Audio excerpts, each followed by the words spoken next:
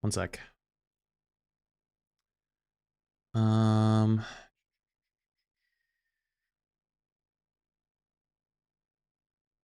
This.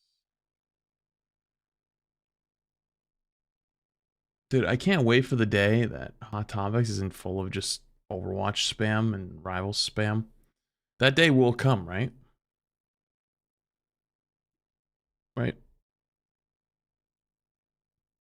Surely?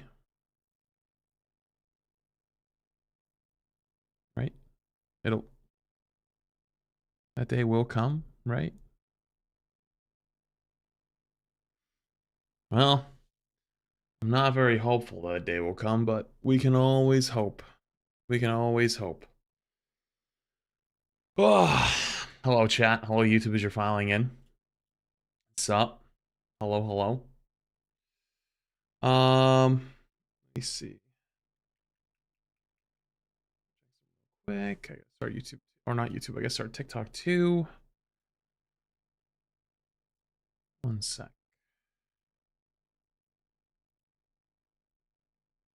I just.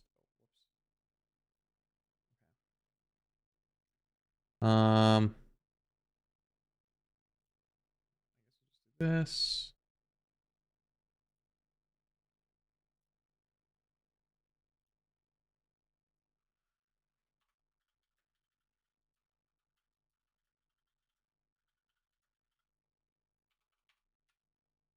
Hello, Mr. Streamer. Hello. Okay.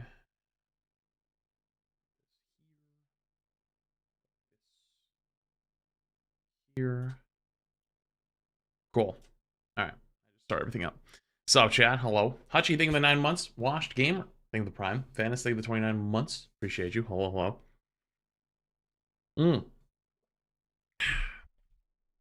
Video on ZZZ got me back into it. Wait, my video on ZZZ isn't even out yet. Oh, dude, it's that VOD, isn't it? It's the live VOD. Yeah, that live VOD just caught algorithm. Oh, Jesus. Oh, man. That was not the plan. That was not the plan. There's supposed to be an edited version of that. But it's the live VOD. Well, I mean, I guess it's kind of a cool thing. Yeah. Fuck it. You know. But my dumb self got tricked by your Radio 24/7 channel. I saw tons of ads. Thinking my Prime had expired, so I renewed it and realized it's not the main. Oh, that is tough. That is tough. That is tough. Yo, what's up, Pepper? What's up, dude? I was gonna watch on Twitch, but then my network decided to crash out, and now I'm here. Was I at work or something? Wait, it's Friday, right? Today is Friday. Dude, today's gonna be another long ass day. Holy shit. Because we have another stream to watch some Rivals games tonight at like 7 p.m.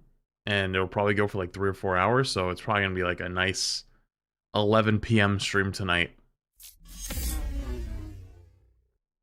You seen the second person POV game? Have you seen the second person POV game Out of Sight? No, I haven't.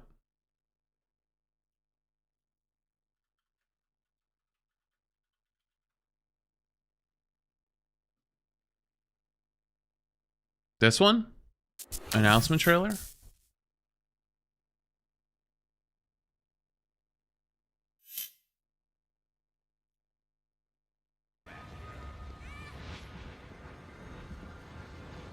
Wait, are you the teddy bear?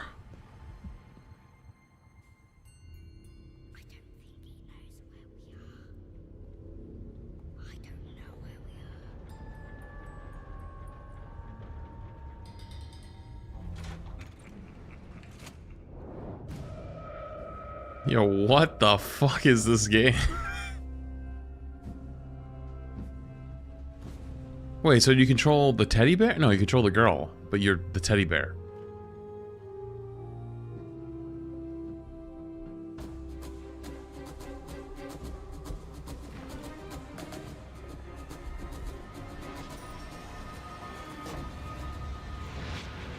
You know what this game kind of reminds me of? Hello Neighbor.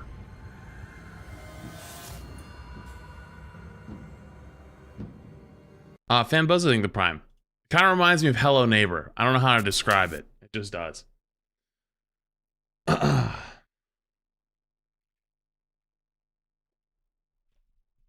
You see the new Minecraft update coming out next week? No. What is it? Oh. Whoops. Sea of Thieves stream ever? Probably not. Probably not. I used to play it a long time ago, but now it's just kind of, you know what I mean? Like, I feel like that game is like kind of a sweatfest game, if that makes sense. When is the next spectating bronze? Probably not for a very long time. Don't really care about that right now. You need to hit champ on siege. I don't think I do. I did have fun playing yesterday though. I actually had a really good time. But I feel like that'd be fun if I got a group together and we all climbed together. But I think solo queuing it all the way up would probably be kind of miserable by like the gold plat area. Oh, Jody. Same time. There are 2 wolves inside of me, and both I've of them seen are Steel sub to Hunters. flats. It looks fun. Work has been kicking my butt, so I haven't been active in stream, but now I'm here to chew gum and cause problems, and I'm all out of problems. Thank you for 11 months. Same time. Thank you for the 11 months. Appreciate you, Jody. Long time. And Doomsday with the 5 on the YouTube side. Have you seen Steel Hunters? It looks fun. Steel Hunters.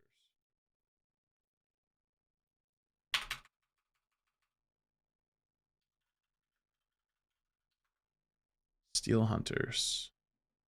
This?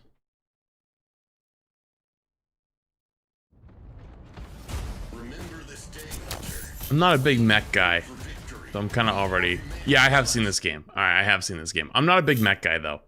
I appreciate the super chat. Not really my style, though. But we did see it. I remember watching that before. I played Hades.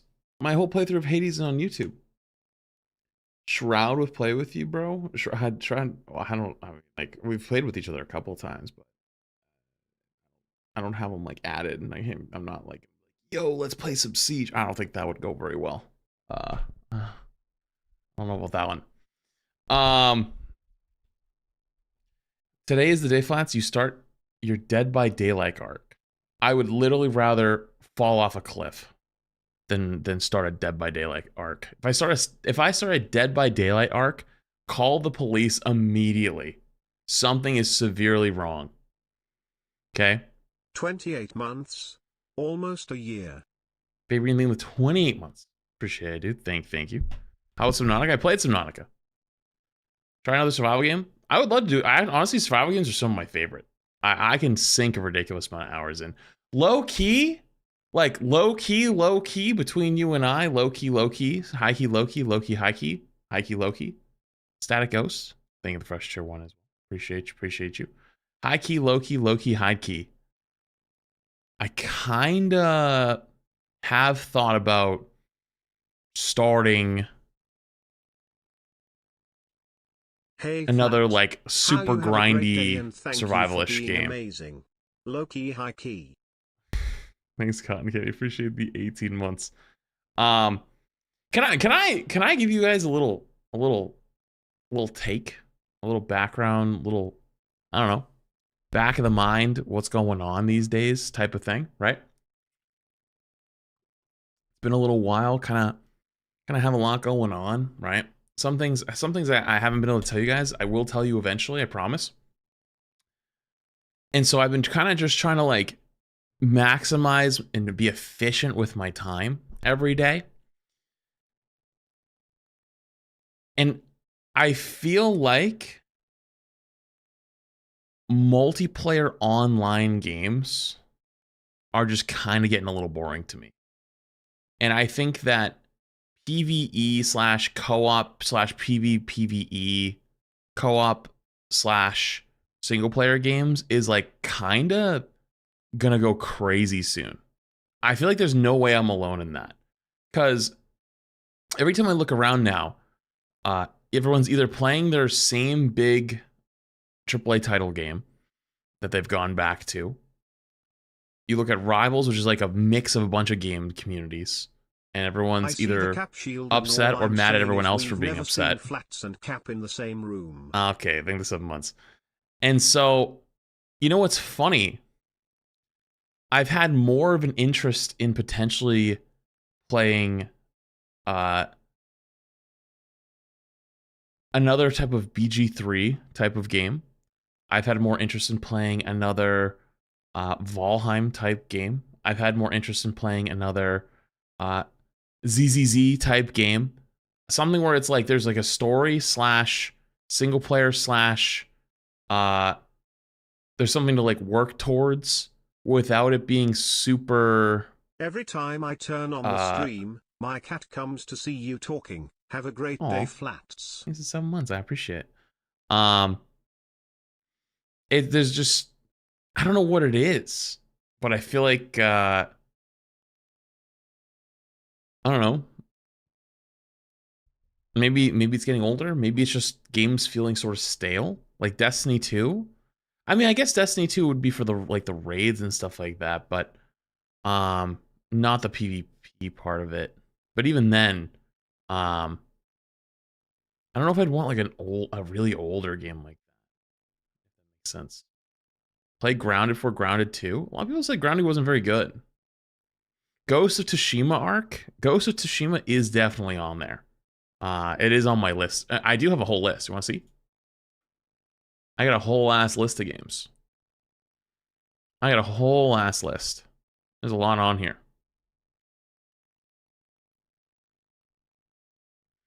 What about Dying Light arc? Okay, so the thing about Dying Light is that me and Emong were playing it, and we got like 12 hours in, and he has our save file, and then we just never played again. And I ain't starting over. Fuck that. And now it's been so long, it's like whatever. Most games Yo! feel like high grinding for little reward. True. Happy Doomsday, thank you for the 5 or super chat. And then, yo, Manly Smash. 5 gifted.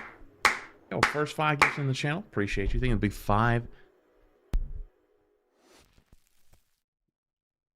Why is one of the people you gifted a sub to's name is J3's sister?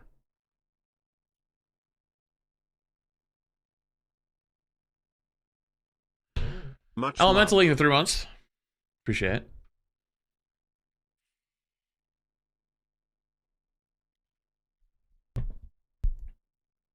Sub Devis. Thank you for 5. Have you What? heard of the game Ultra Kill? Oh It's a yeah. cute indie game, Everyone was I looking swear. forward to Ultra Kill announcement during the oh my god, was it PC Game Awards or something? It was one of the ones where I just got so bored. I was just like I just ended If early. you're I just looking hopped for a off. short, 6 to 7 hour game, Titanfall 2 is an amazing game. You don't need to play the first to know lore. Only thing of 8 months. Shit. True. Actually, Titanfall 2 would actually probably be a nice one. Not gonna lie. Could be. So, alright, thank you for the super chat again. Warframe or Destiny? So, fun fact, Flat Warframe is on the low-key list, right. actually. Like low-key, high-key, low-key, I agree, like low-key, so real for feeling this way. Low-key. I think of 5 months, appreciate it. Warframe apparently is trying to make their game more new player friendly. And I know some people actually on their dev team, and they told me they will tell me when they think I should play. So I am literally waiting on them to be like, yeah, you know what, now's a good time.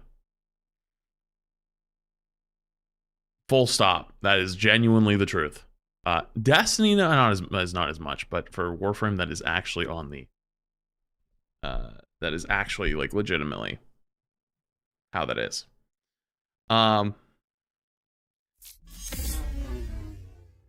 Yo, thank you for the super chat as well. Last time I checked the trailers on YouTube. Well, yeah, it probably is. I was just saying, like, during that thing, like, everyone was like, oh, you have to wait for Ultra Kill. And I was like, dude, I don't want to watch this show anymore. John and Lemon, thank you for the Prime. And Fam Bozo with the 5 gifted. Yo, thanks so much. I know you played Appreciate you, Horizon appreciate you. Zero Thank you, dude. Dawn. Did you play Forbidden West 2? No, I did not. I only played the first one. It is on the list, I believe. Where is it?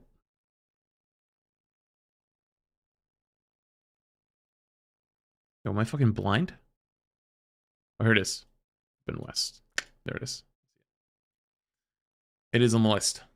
Thank you for the 5 super chat though. Appreciate you. The Warframe's issues at the beginning can get very boring / repetitive. Yeah, that's why I heard they're trying to make it better for the new player experience. Yo, and crap with the 52 months. That's a long time, dude. That's a long ass time. Think of the 52 months. Appreciate you. Can we see the list? Oh, did I not just show you? Oh, I thought I did. Oh, my bad. My bad. I didn't actually end up looking. I didn't actually flip it over. I'm stupid. I didn't hit the right button. Do I expect something like Devil May Cry? I mean, I've played Devil May Cry before, but I don't know if I do it on stream. It's a long time ago.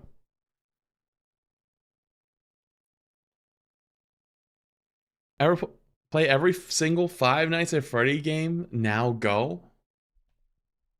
I wouldn't actually be opposed to that. But I ain't gonna do it right now, you know? Finally starting to see your content on TikTok. I don't know how to do TikTok streaming when it's not playing a game though. It's actually really hard. Games? They're very good and I highly recommend Planet Crafter and Satisfactory for survival games. You know what actually I kind of was looking at? Jack kind of got me on this is Graveyard Keeper. That could be kind of fire, but that would be just such a chill game. Like I feel like that'd be such a perfect Flats 2 game. If I wanted to play it. I also just kind of want to play something I can just sink my teeth into for a few hours at the same time, you know? That's basically like where I'm at.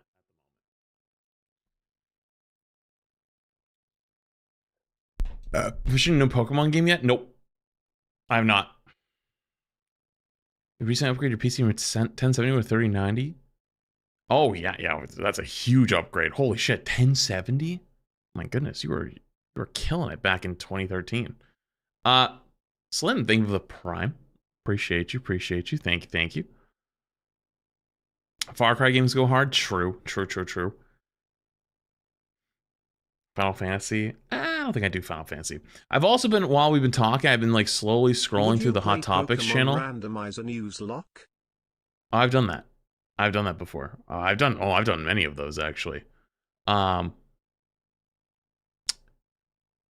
I've been scrolling through this, but everything in here is all... It's all Overwatch and rival stuff, and it's last one. Just are you gonna take a look at the trailer today, or am I pushing it too much? Probably not gonna end up looking at the trailer, if I'm honest with you. Thank you for the 5. Appreciate you. I always appreciate a suggestion, but I'm probably not gonna look at it today. Yo, Tide Boss thing with the super chat or the bits as well. No, we're not gonna do any Genshin stuff today. Today is just very much like a chill day. You know, like if I do something like that, I kind of want to plan it out. I kind of actually make it good. I want to make it a fun time.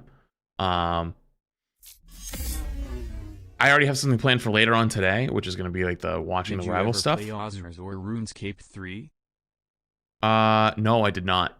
I was a console gamer, so I never really got to play any of that, to be honest with you. Also, I've been just scrolling through Hot Topics, and man, everything in here is just... It is all just Overwatch and rival stuff, man. I wish there was some more stuff in here recently. Oh, wait, there's an Action video. Hey, what's Flats. this? I wanted to shout out the first Descendant. It's really good and grindy if you can ignore the goon/gooning. The first Descendant. Yo, thanks, God. I appreciate the 5. Which one's the first Descendant? First Descendant. I don't remember which one that is.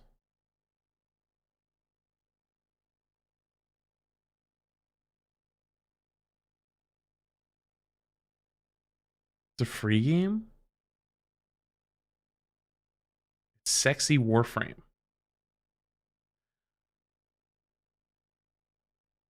Oh, I think I know which one that one is.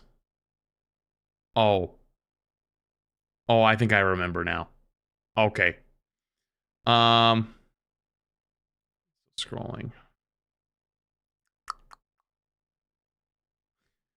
Why did somebody put this in here? Okay.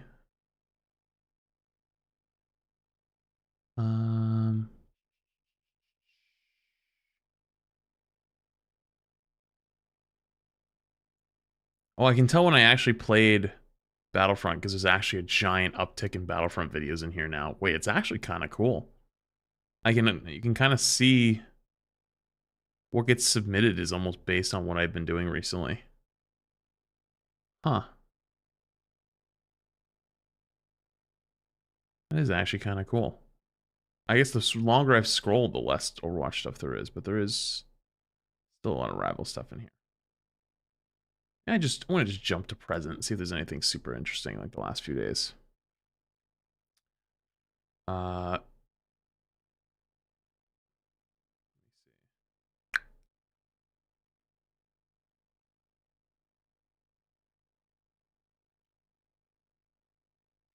Let me see.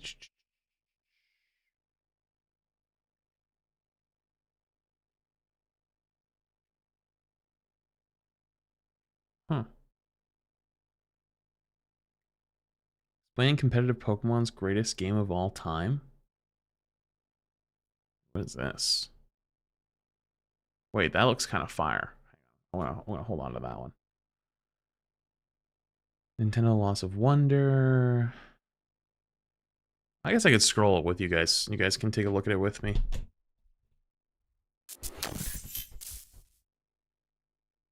I'm scrolling from the bottom, so. ZZZ trailers. The Great Jingling of Keys. There's so many Rivals things in here. Wish there wasn't. Is this a Frogger video? Wait, why did you just link a random Frogger video?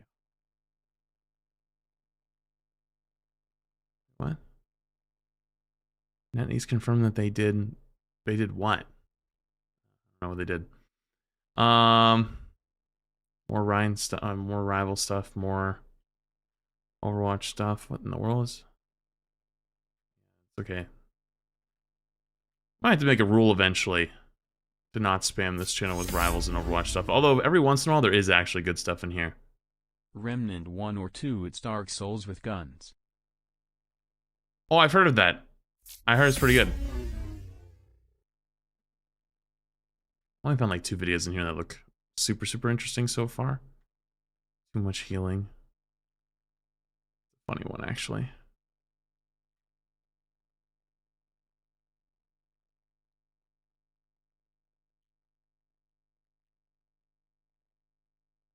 Need to chill.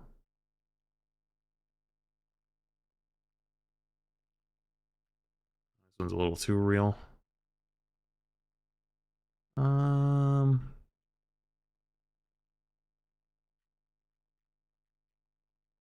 Fuck it, I'm gonna watch those 2 that I just got. Those 2 actually looked good. The rest are kind of eh. Yo, Cheerful. Thank you for the membership. Appreciate it, dude. Doomsday, thank you for the 5 as well. I appreciate you. Thank you. Did you react to the ZZ trailers? Will you react to the Wuthering Waves one? I don't know. Someday, but I'm not too interested in that at the moment. At the moment. Someone linked this. This actually looks fire. Explaining competitive Pokemon's greatest game of all time. It's only 12 minutes. It's got 2 million views. And it's a 12-minute explanation on one game. So I'm not gonna lie, this has piqued my interest. On October 6, 2016, the greatest battle in competitive singles Pokemon history happened between a player known as Telly and a player known as ABR. A battle so legendary that people would be talking— Wait, is this the chat over here? Like moving in real time on Showdown? For years about where were you when Telly versus ABR happened. A battle so legendary that it crashes your browser if you try to open it. A battle so legendary that it took 1,287 turns to finish. A battle so legendary that word of it reached all over the competitive universe at the time. How does it go 1,300 turns? The story of Telly versus ABR deserves an explanation to understand just what made it the greatest battle of all time. But first, subscribe to the channel. Most of you are not subscribed and it helps the channel out a lot. If I see a lot of new subscribers on a video about tournaments, I'll know that I should keep making more videos about tournaments. Telly vs ABR starts relatively tamely in round 2 of OLT. One of Smoke— Yo, Anthony, thank you for the $100 tip to the mods. Yo, appreciate you, thank you. Yo, much love, dude. Appreciate the big donor to the mods. Unfortunately, I don't have I don't think I have that alert on this scene. One's biggest But tournament. thank you though.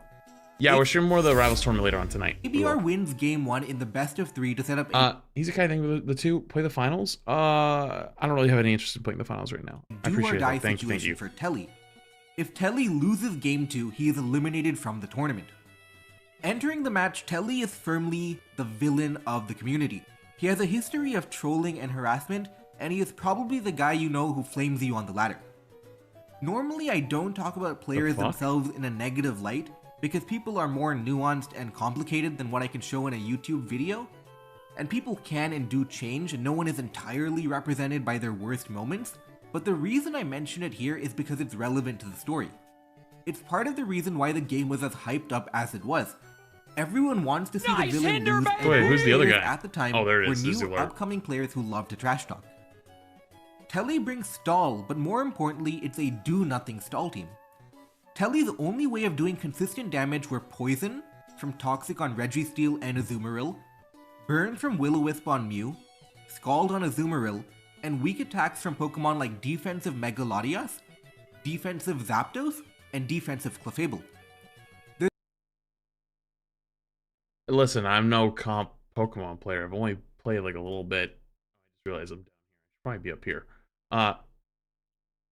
That just seems kind of fucking evil. There's no way of attacking The merely message was, my vote is for you to play Titanfall 2. It's arguably one of the best shooter campaigns. Love you all, mods and flats. not dying. Oh, that's pretty kind. ABR doesn't Thanks, Amity. exactly bring Appreciate the you. paragon of offense, but it's more of a balanced team with a lot of longevity. It has bulkier Pokemon with recovery like Clefable, Slowbro, and Skarmory, but also offensive Pokemon like Mega Lopunny and Garchomp. Early on, I'm not some insane Pokemon player, right? But wouldn't Taunt just make that fall apart? the game Or no? starts innocently enough. ABR is able to use Outraged Garchomp and get damage on Registeel in exchange for getting Toxic. Telly made a gambit here that even though he could have immediately gone Clefable on Outrage, he would rather trade damage on Registeel for a permanent Toxic on the Garchomp. A few turns later, Mega Lopunny comes in and it's relatively threatening because of its stab combination.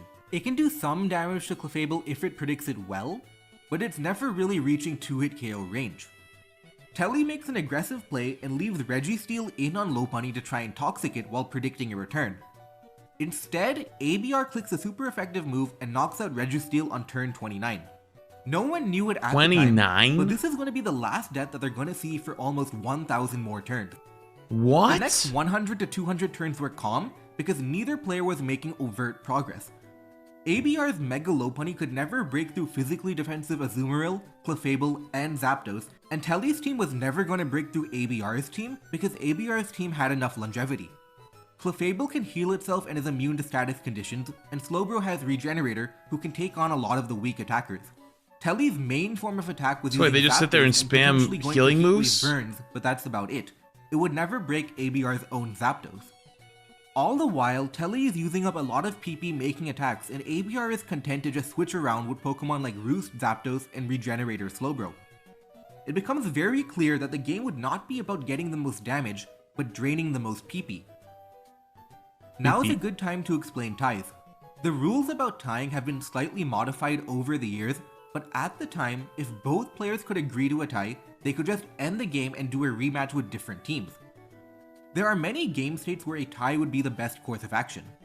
For example, if there are two Regenerator Pokemon on a team, they could switch back and forth infinitely without wasting PP.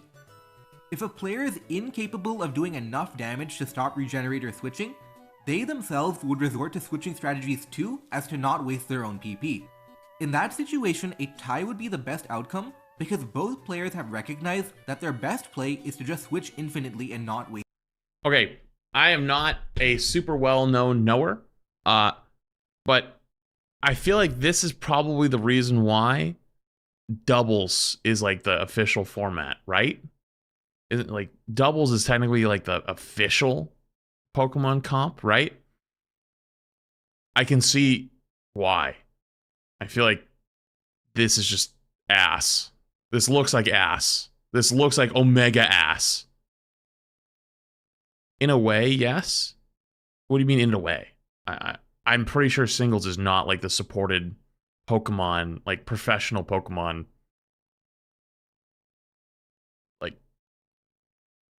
like if you ask like Pokemon the brand, what is your competitive format? They would say like VGC doubles, right? Because I don't think you can do this in doubles. I don't think it's possible. It's been doubles since 2014. Okay. Yeah, so like this would just not be possible in doubles.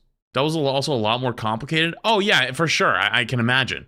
But like, you know what's funny? The games are all about singles pretty much the entire time. But like the advanced comp, like pro side, I guess competitive side, whatever you want to call it, is doubles. But you don't really play much doubles in the games. And then probably a lot of people think that this is like what you would play, right? Like singles, but it looks omega ass. PP. It's important to note that there are many situations that look like a tie but are actually not. Even if a lot of damage is not going on, as long as PP is being consumed, there is progress being made because it can lead to struggle. Even if 1 PP is being consumed every 10 turns, that is technically progress being made. If one player does not want to tie the game cannot be tied. Both players must agree. The onus is on the player to understand what is a tied game and what is not.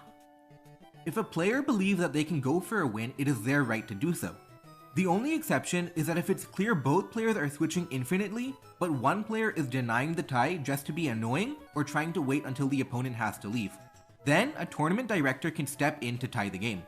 That is rare though. Interference from outsiders is only used in extreme and obvious situations. Telly did not have any Pokemon with Regenerator, and ABR did not want to tie. He wanted to break through with sheer PP. On turn 307, ABR revealed Swords Dance Skarmory, a never seen moveset that no one would ever reasonably expect, but he saved it for a long time after Telly started burning up PP he didn't know he'd need. Ordinarily, Zapdos is a complete counter to anything Skarmory tries to do. All of Skarmory's attacks are not very effective, and meanwhile Zapdos has Discharge and Heat Wave to hit Skarmory super effectively. However, Zapdos has been using up its attack in PP and was slowly running out. This sets up a very nasty combination. Skarmory can use Swords Dance on a Pokemon like Clefable and bait in Zapdos. However, when Zapdos attacks Skarmory, the Skarmory user can switch out and waste an attack in PP. All of a sudden, if Zapdos runs out of PP, then Skarmory can actually beat it. Of course, that's easier said than done. But wait, hang on, I'm not a knower. Keeps talking about the Zapdos killing it, but then the Mew comes in. What am I missing?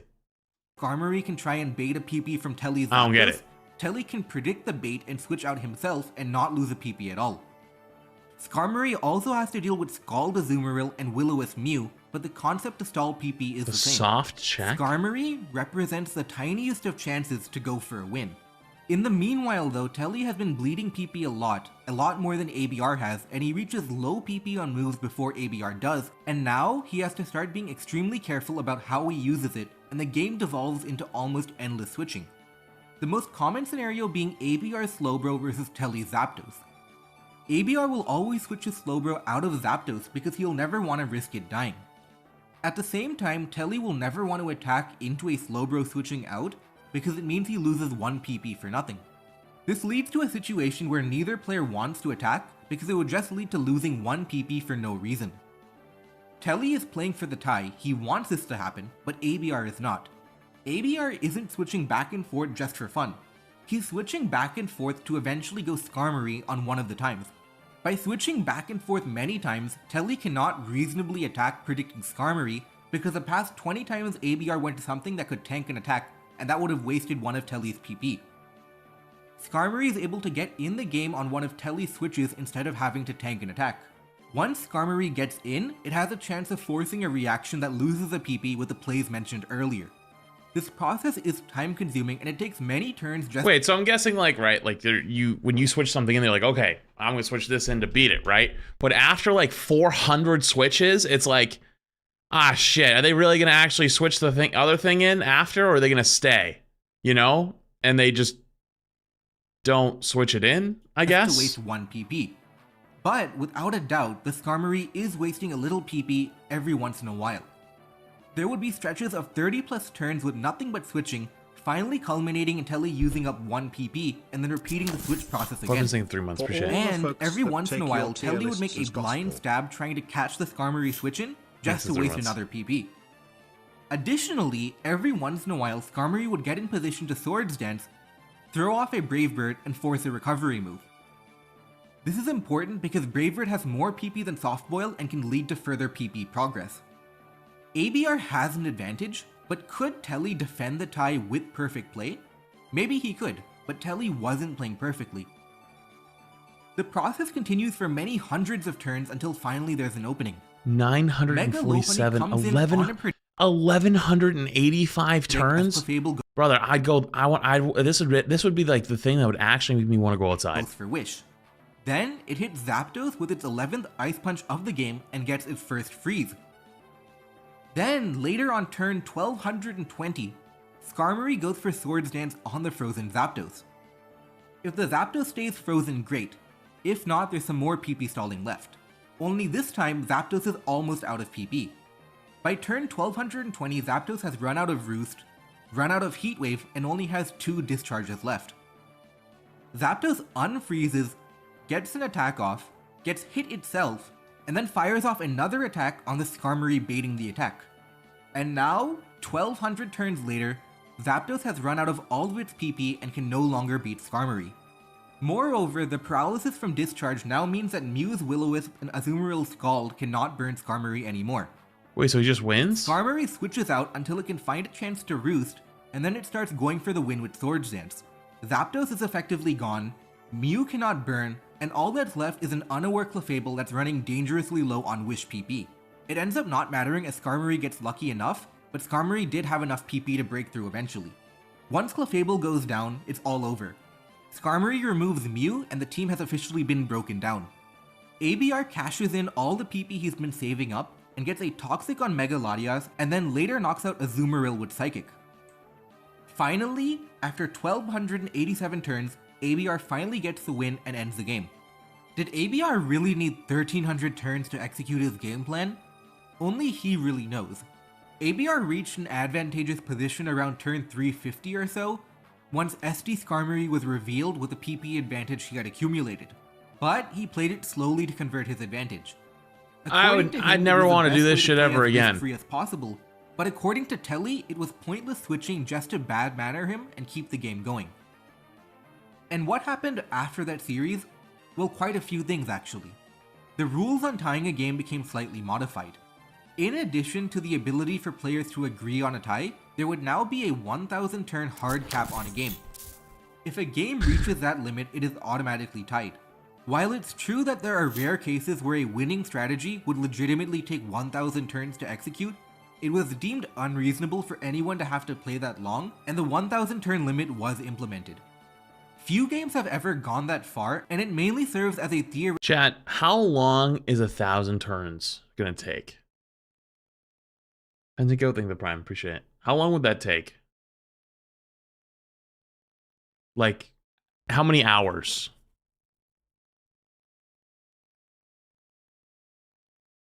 Like 3?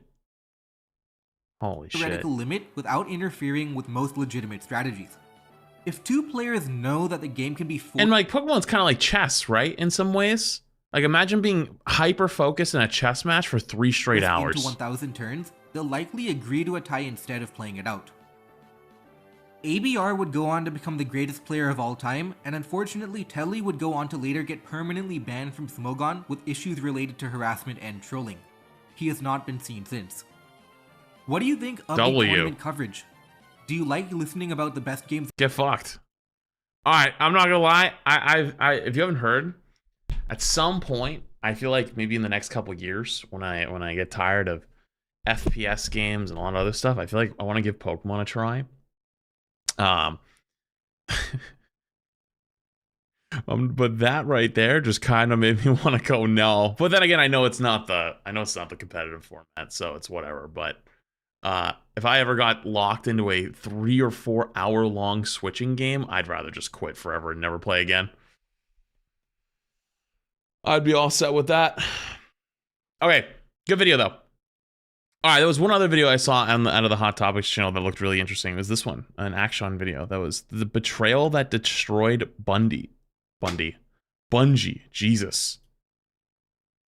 Action makes typically pretty damn good videos, so I have no idea what they're even talking about, like what the betrayal could be. So, Bungie was one. Other than maybe like, I don't know, Halo wasn't as good as people wanted it to be, but isn't like Halo Infinite made a lot of like strides to like be better? Isn't like the game like much better now than it used to be? Something like that. The most beloved game developer. Bungie was once the most beloved game developer in the world. They're the studio that created Halo, the minds that forged Destiny. Oh, it's Bungie, not 343. Ben. But things have changed so drastically over the last few years that the company is almost unrecognizable. Huge waves of layoffs, lawsuits from ex-employees, and hush money flying around to keep everyone quiet. It's a conspiracy that goes all the way to the top of the company, when one man, one spy, seized control of it all and has been driving Bungie into the ground ever since. A shell of its former self, Bungie is ready to release their next game, Marathon, in 2020. When did this come out? 4 weeks ago? May 15th? Wait, isn't that around the time that the Marathon stuff all came out? This was probably already made? Oh no. Dude, that game is actually kind of already cooked. You know? 25, but the Feels hype bad. is already gone. It would all begin with one deal which would change Bungie's fate forever, which happened back in 1999 when Bungie was acquired by a little-known company called Microsoft. For years, Bungie had been an up-and-coming rock star in gaming. They developed a few huge hits, but needed financial backing to get their latest project, Halo, off the ground. Microsoft offered them the money and resources they needed, as well as the support of the Microsoft brand. On paper, it was the opportunity of a lifetime, but the transition didn't go as smoothly as they'd hoped.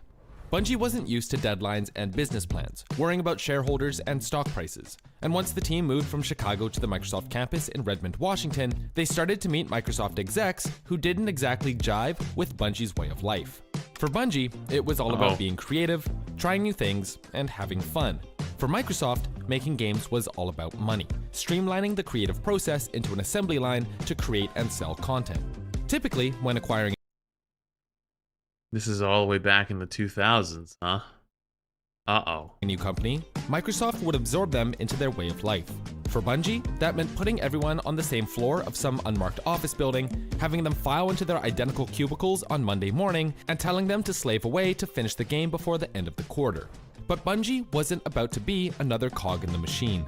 Bungie made it clear to their new employers that they were different from the other studios that came before them. If Halo was going to get finished, it was going to be on their own terms. Receiving the message loud and clear, Microsoft backed off and let the team get to work. With Microsoft off their backs, it was time to focus on finishing Halo. Step one was to figure out what kind of game it was going to be.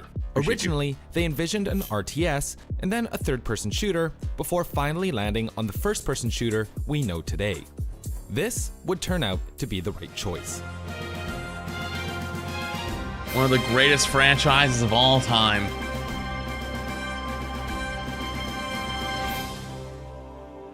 Players were put right in the middle of the action, meleeing elites, hopping into You know what the hard truth is for people to understand though today?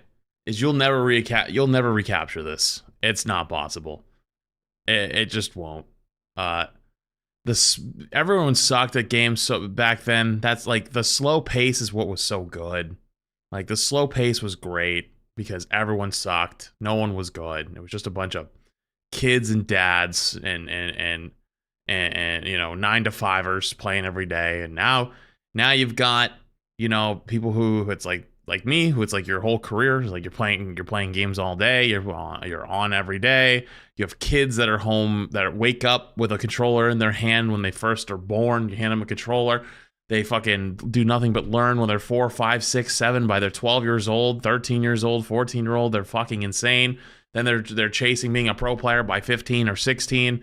And so the speed of those games and the speed of people learning stuff is so fucking high and so fast that you'll never capture it again. Unless you're talking like single player story. Like single player story for sure will. But not that. Not that. It won't. So it is what it is. It is what it is. Streamers ruin gaming. You know, I see a lot of people always say streamers ruin gaming. You know what's actually very funny? Okay, side note, sidetrack. We'll go over it one of these days. I've already seen people start to say that Rivals is ruined by streamers, and people are like, what are you guys talking about? Wasn't this game always focused towards casual players? How the fuck could they have done it? They've done nothing but listen to the casual players. And I'm like, oh no, the accountability. Anyways, not the point. Even if you literally executed every single one of them, like you'd still have like the kids who are like born with a controller in the hand and hardcore grinding to 14, 15, 16. Like the safe hours to play would only be from like 9 a.m. to like 3 p.m. every day. And then after that, you'd get cooked. And oh, wait, that means you're at work during those hours. So it really wouldn't change anything.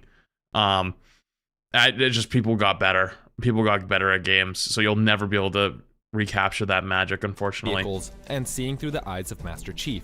With the incredible 3D graphics, the open world level designs, and the iconic soundtrack and story, creating an FPS felt like the right choice. And when Halo released alongside the original Xbox on November 15th, 2001, people were blown away. Halo sold over 1 million units in its first few months, and Microsoft immediately asked Bungie to start working on a sequel. Eager to continue building on the universe they just created, they agreed, but had to reconsider their position because they didn't receive nearly as much money from the first game's success as they had expected. Apparently, Microsoft wasn't big on profit sharing, and if Bungie figured out a way to negotiate out of their contract, they could go back to being independent and potentially make a lot more money.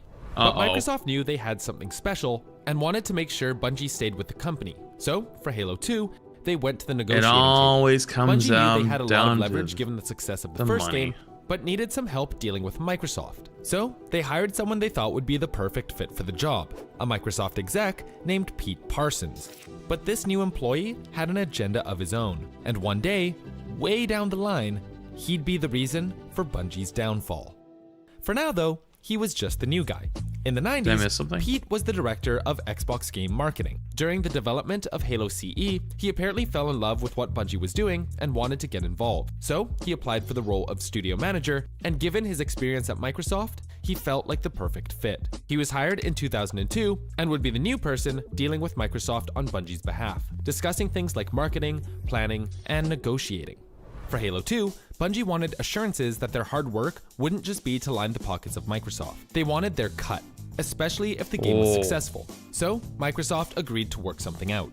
Second, Parsons had to deal with Microsoft's unrealistic expectations for how long it would take to finish the game. Everything about Halo 2 was going to be bigger, better, and shinier, but they would need more time and resources to accomplish them. Microsoft initially wanted Halo 2 to release in 2002, less than 1 year after Halo Combat Evolved. The Bungie team made it clear that this would be impossible, and if Halo 2 was going to be a proper sequel, they'd need a lot more time than that. More time. Yeah, everybody used a lot more time. Honestly, you know what's funny? This is all the way back in the 2000s, and this is still so true even today. They convinced Microsoft to extend the deadline to 2004. It's honestly even more true by now. Today's standards, but it was enough that the team felt like they could breathe a little. One of the first things they started working on was a tech demo to show fans at E3 2003. And what they created, well, it blew people out of their seats.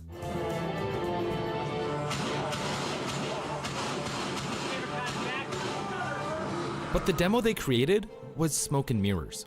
The Bungie team had gotten so excited to show off all the new things their engine could do, things like dynamic lighting and revamped physics, that they got a little carried away. The demo was too good, and it would be impossible for them to create a full game that would live up to those standards. But they had to get it done, and Parsons began cracking the whip. He made it clear that there would be no deadline extensions, no canceling the project, and no lifeboat. Halo 2 was going to get finished whether the team liked it or not. What followed was one of the most infamous crunches in game development history. The team essentially lived at the studio, working day and night, and the devs nearly killed themselves trying to get the game out the door. Parsons, as studio manager, was blamed for the lack of planning that led to the inhumane work conditions, but the Bungie team, against all odds, managed to pull it off. You can actually play the demo now? Really? It was to resounding applause. The fans loved it. The critics loved it. It sold 2.4 million copies and generated more than $125 million. I need you to listen to everything I'm about to say before saying anything. Crunch sucks. It's fucking ass, right? It is horrible. like being omega crunched, but it was a fucking amazing game. It was damn fucking good, right? I feel like if you actually got rewarded for your work, there's a lot of people that are actually okay with it. Not saying like, you know, not like it's a good thing, but like there are people out there that are willing to put in crazy amounts of work for something if it has a crazy payoff. They live for it, right? People refuse to admit that crunch has led to some amazing games. The problem with crunch, though, hey, Flats, is because they will never see the benefits of their work. But wondering if they're gonna do any more Zillow Gone Wilds. Haha, hilarious. Where is this coming from? Seeing the nightmares on there. Someday we're gonna see you in a penthouse. Yo, I don't know where in the world that just came from. I'm trying to find the alert. I don't even see it. So wherever that magic place that alert just came from, thank you. I appreciate it. I got no idea. I don't even see it in my alerts. But thank you. I was gonna say, you know what? People aren't robots. Burnout is real. Absolutely. It absolutely is true. However, though, right? The reason why crunch sucks today is because why would you want to get crunched really hard to make something, right?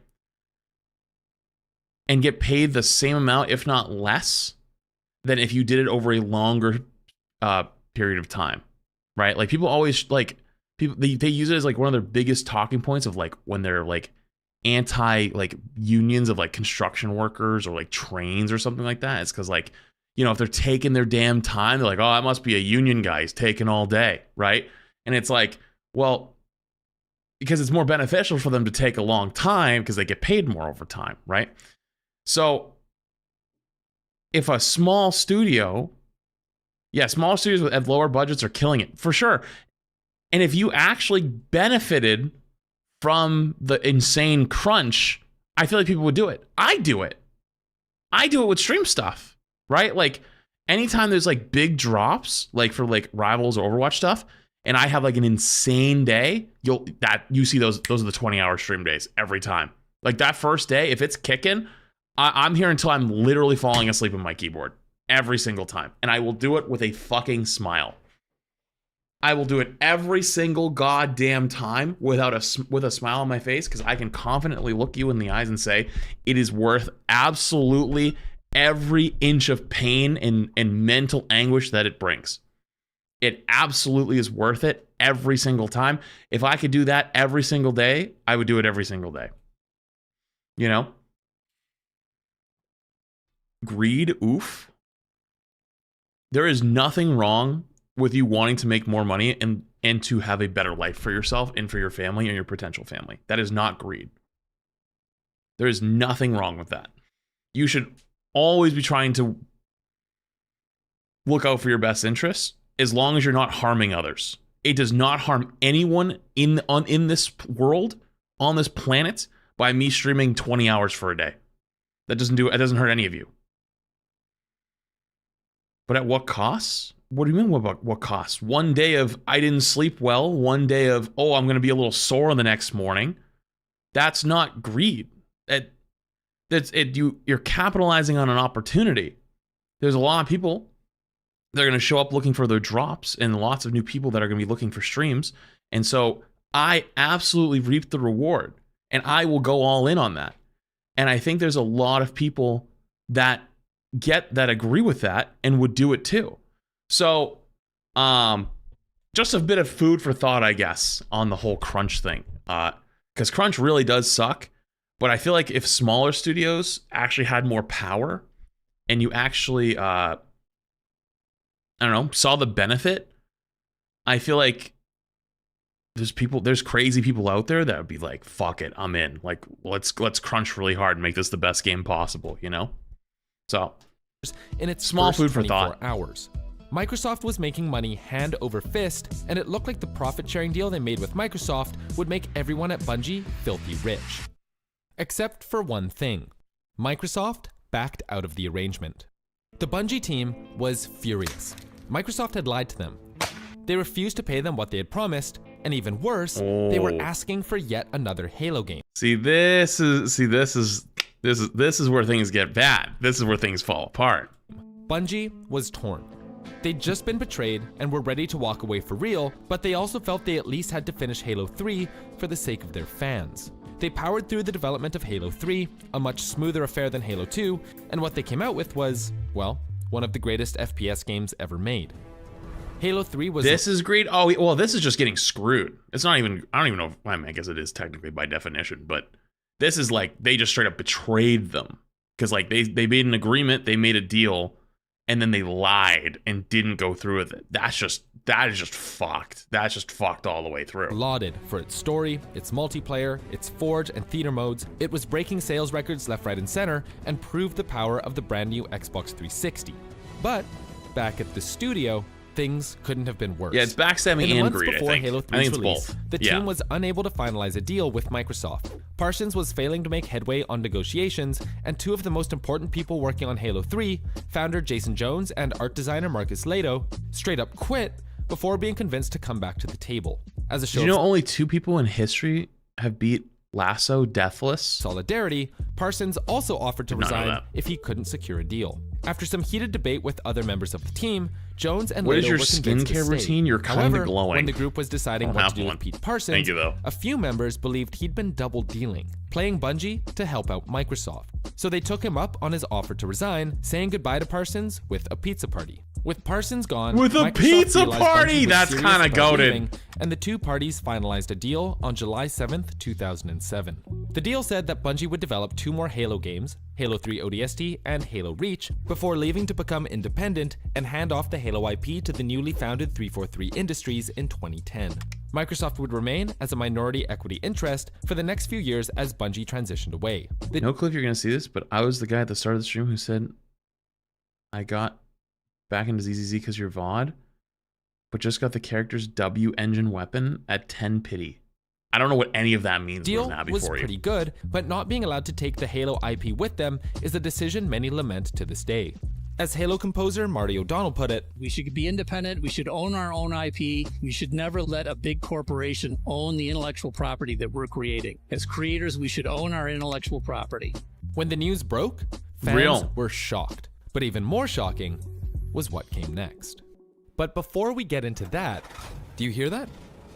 Do you know what that is? Uh-oh. That's the most wonderful sound in the world. Is this a That's sponsor? the sound Is it War Thunder? of War Thunder. War Thunder, Saw that one coming. All right, W sponsor, I guess. All right, let's keep going. the Eagle of Valor vehicle decorator, one good as it gets, affiliate later to yet to come. Bungie leaving Microsoft was a shock. Load War Thunder today. As I was saying, Bungie leaving Microsoft was a shock, but the biggest shock was yet to come. In 2010, Bungie signed a new contract with one of Microsoft's biggest competitors, Activision. The contract was a 10-year, $500 million deal that would allow Bungie to have creative control over their new game and retain ownership of the new Destiny IP. In exchange, Activision would be in charge of all publishing and marketing for the game, allowing the creative team at Bungie to focus on making the game. But this new partnership wasn't all sunshine and flowers. No. Sure, Bungie had managed to get away from Microsoft, but much like the Flood in Halo, they had some parasites aboard the ship who were destroying them from the inside. One of those was Harold Ryan. Ryan was a Microsoft playtester in the late 90s who was hired on at Bungie around the same time as Pete Parsons. When Parsons resigned in 2006, Ryan took over his role as Bungie's studio manager. After the release of Halo 3, he was promoted. Am I mean for saying that they look like the same person? I can't describe it to you, but they look like the exact same person. I know they don't. I know they're not. I know they don't look it. But for some reason, in my head, his role as the Bungie's second this happened, I thought they were the same guy. studio manager. After the release of Halo 3, he was promoted to company CEO and would be in charge of overseeing ODST, Reach, and the upcoming game Destiny. To help get all of these projects off the ground, Bungie needed a marketing wizard who understood the games they were making. Up until this point, Marty O'Donnell had been doing the job, but he was struggling a little bit. So Ryan hired the only person he could think of, Pete Parsons. Oh, not As you'd again. expect, many veterans at Bungie were worried about the move, but justified it by saying that Parsons was a phenomenal marketer who would help them sell their games. Plus, with Bungie leaving Microsoft, there wouldn't be any conflict of interest. Still, it was hard to ignore the fact that Bungie suddenly had 2 ex-Microsoft employees in the highest position of the company. And once the deal with Activision was signed in 2010, it became clear that Microsoft's profits-first culture had infected Bungie. It started in 2011. With their newfound freedom, Bungie could take their new game in whatever direction they wanted. Unfortunately, not everyone was aligned, and divisions started to form. On one side, there were the business guys like Ryan and Parsons. On the other were the veteran creatives who actually made the games. There's, you know what? Honestly, I'm getting flashbacks to old Blizzard stuff. I'm getting the flashbacks. Of Halo CE's 30 Seconds of Fun, Joe Staten, the man who wrote the Halo trilogy, Paul Bertone, design director, Marcus Lato, art director, and Martin O'Donnell, game composer and just trusted him. founder. Starting in 2011, in the midst of working on Destiny 1, those on the creative side of things started leaving the company rather unexpectedly. That's when things get real bad. He cited burnout and frustration at the lack of direction Bungie had for Destiny 1. This was followed by Paul Bertone in 2012, then Joe Staten in 2013, and finally, Marcus Lato quit in 2014. Citing the all the important people that actually make the product are leaving? as one of the main reasons for his leaving. Certain will be fine because we just get rid of the we'll be fine because the corporate people are still there. We've ever had, and he goes, yeah, we did. I'm like, okay, how does that make sense? Like our total design power, went from here down to here, and with no plan on fixing the deficit. And he's like, yeah, you're right. But it gets even worse. These creatives, some of whom made up Bungie's board of directors, began disappearing one by one, leaving people scratching their heads.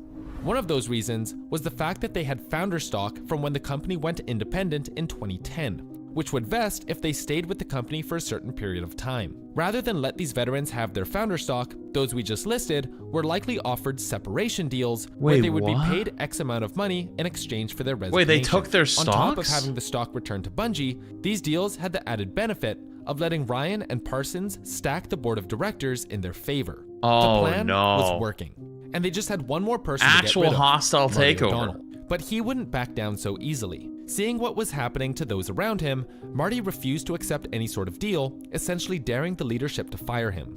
When they did fire him in 2014, he retaliated with a lawsuit, saying he was wrongfully let go and was due his founder stock. Not long after, he won the suit, confirming for many what was happening behind closed doors. Sadly, by 2014, the core Bungie creatives who— That's kind of base though, knowing that you're the writing's on the wall and fucking baiting them into doing it too early and then getting to sue them and win. That's kind of a Chad move right there. Mostly gone. Ryan and Parsons were now firmly in control of the company's direction. Thankfully, people were excited for their new game, whatever it would be. Following a huge marketing campaign from Activision, Destiny broke records with over 4 million pre-orders and made more than $500 million on day one. The game looked stunning. I played Destiny 1 all the way up to level 30. I thought it was great, but it was a little slow on content, at least when I played in the original. And so I ended up putting it down and just never going back to it. And then I picked up Destiny 2. I played the entire thing. I played the campaign, got to level 30. And then I came to PC, and then I never touched it again. Mile Gaming, 25 months though, appreciate it. Play felt great, and the guys that made Halo just hit another home run. At least, that's what it seemed like on day one. It quickly became apparent that the game wasn't quite finished when it came out. Missions were cut and pasted repetitively. The game's story was fractured, with much of the lore hidden behind grimoire cards that were only viewable on Bungie's website. The game's main storyline had about 8 hours of total gameplay. This was not the massive MMO shared world experience that Bungie had promised, and the game did not feel finished. Yeah, I do remember the game feeling kind of repetitive. That's why I stopped playing. Oh my god, I completely forgot. That's why I stopped playing. I switched. I'm here now. Wait, where'd you switch from? TikTok? Wait, you came from TikTok to Twitch? W. Yeah, I remember, dude, these tank missions and like just having to grind these over and over to get better gear. Oh, the memories are coming back. Real. Many pointed fingers at Activision for pushing Destiny out the door before it was done. And of course, that was true. Activision during this time was known for caring about one thing and one thing only: money! But there was other turmoil behind the scenes that made it difficult to finish the game on time. Destiny's development was fraught with issues, including the game. Yo, thank you for the big $20 super chat on the YouTube side. Dead Space / or remake The Evil Within Resident Evil 4, or remake Skyrim Prototype 1 / or 2 Rouge. I feel like Skyrim's been remade like 4 / times. 2 Fallout 3 just trying to help Champ. Yo, you're giving me ideas of things to play. Oh, thank you for the super chat. Appreciate you. I thought you were saying the things they should remake. I appreciate. I do got a list of things though. I just vibing looking at videos say though. Appreciate you. And veterans leaving left, right, and center. Still, Destiny was a commercial success, and after several DLCs, the game started to take shape. Bungie fleshed the story out, they introduced raids and a ton of other story elements. But, okay, even as good as Destiny kind of recovered, right? I feel like it was okay at this time, but like now as time has marched forward, people are less and less okay with games releasing in a broken, not finished state. And so you just put it down and you never and it finally looked like Destiny was going to reach its full potential. But then, just when Bungie looked like they were about to redeem their game, 2 things happened. First, in 2016, Ryan stepped down as CEO, leaving the position to be filled by the one man we hoped would never sit on the throne, Pete Parsons. But second, they did something that really, really pissed players off. They announced that they were ending Destiny 1. This was a punch in the face for many players. They'd spent a lot of time in Destiny 1 progressing their characters, grinding for loot, and expecting the game to last for, well, more than 3 years. Destiny was a live service game, which meant people would, over a period of time, pay for DLCs and other updates with the expectation that the game would stay online. The understanding is that all the time and money they invest would carry over a period of years. Unfortunately, there was money to be made. That's not how it went. The justification was that Destiny 1's game engine had some limitations that made it difficult for Bungie to keep updating the game, especially with the Xbox Series X and PS5 on the horizon. So, the only option was to rebuild the game in a new, modified engine. However, that meant a new, full-price game with all progression from the original being reset. Needless to say, people weren't too happy. But this was always the plan. Just 2 months after Destiny 1's release. So, okay. In a world where that ends up being true, right? Like, how do you do it well? I feel like you kind of have to leave the first game like online. Like, you still have to support it, right? You can't just let it go. Like, let people naturally work their way to the new one, right? Or just carry over the progress some way. Well, to my knowledge, it has to be all reprogrammed again. Like, you can't just like, it's not like just unplugging your memory card out of your PlayStation 2 and plugging it into someone else's, right? It takes a very long time to get stuff like transferred, quote unquote, right? It has to be all redone. So you're basically rebuilding the entire same game again. Which is like, well, then you're not even making new content. Overwatch to Overwatch 2? Kinda, yeah. We actually have seen that with Overwatch 2, where they basically just spent the first 2 years rebuilding Overwatch 1, and then like finally are able to start building like towards things that are like actually new, right? So Destiny 1 is still online and being serviced to this day, so thankfully they did not kill the servers. There's just new content, but people can still play it. Oh, really? So wait a minute, hang on. So even though you can still access Destiny 1, people were really mad that Destiny 2, you couldn't bring your stuff over? Interesting. I feel like that's kind of the best way you could have done that then. You know what I mean? Huh. All right, let me keep it rolling. Activision Publishing CEO Eric Hirschberg said in an interview, quote, people just want D1 to be updated. I guess that's also fair. That is fair. Work had already begun on future expansion packs, as well as on our next full game release. They revamped the progression system and put in a ton of new microtransactions, in-game currencies, expensive cosmetics, that's where you fall off the rails. Tons of grinding. It felt like players were being forced to that's how you fall off the rails. You charge a price for it, right? You go all in on microtransactions, you make them basically migrate, and if they don't migrate, then they got nothing. Yeah, okay, all right, I understand now. So that Bungie and Activision could cash in on restarting their progression. And it only got worse as the years dragged on.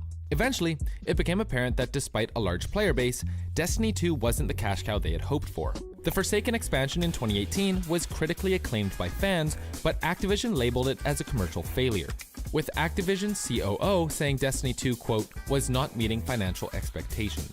So Activision and Bungie went into talks about parting ways. A few months later, and with some help, Pete Parsons negotiated with NetEase for a $100 million investment, and Bungie broke away from Activision in early 2019. From 2019 to 2020. So hang on, let me get this straight. Bungie went from Microsoft to Activision to NetEase. Oh, you guys are so smart over there. Bungie was on a redemption tour, with many attributing it to their independence. But the honeymoon wouldn't Fucking last. geniuses. Once again, after only 3 years of independence, Bungie started running out of money. Players who had been around for years were having the time of their lives. Oh, but the game isn't wasn't like bringing in Sony new coming up? players, and therefore actually wasn't making that much money. Fortunately, someone had their eye on Bungie for quite some time. Sony offered Parsons here we go. $3.6 billion to buy them out. Despite a history of being burned by Microsoft and oppressed by Activision, and despite knowing that this kind of thing usually ends badly, Parsons simply could not say no to that much money. So, for the third time, Bungie was sold to the highest bidder. Thankfully, this acquisition felt much more equitable for Bungie. They wouldn't be beholden to developing exclusively for the PlayStation, they would be allowed to keep the Destiny IP and own any new IPs in the future, and there wouldn't be any layoffs. Sony viewed Bungie as a key asset that would be a huge part of their 10-year live service plan, so they set aside $1.2 billion and put it towards employee retention. Basically, paying employees extra not to leave the company. In an industry like video games, this was a breath of fresh air. People were expecting a huge wave of layoffs, so it was a relief to see Sony welcoming them in with open arms. But it wasn't there's Sony always they a had catch. to worry about, because the call was coming from inside the house. In 2023, Destiny 2's The Final Shape DLC and Marathon were both delayed, due to a wave of layoffs initiated by Pete Parsons.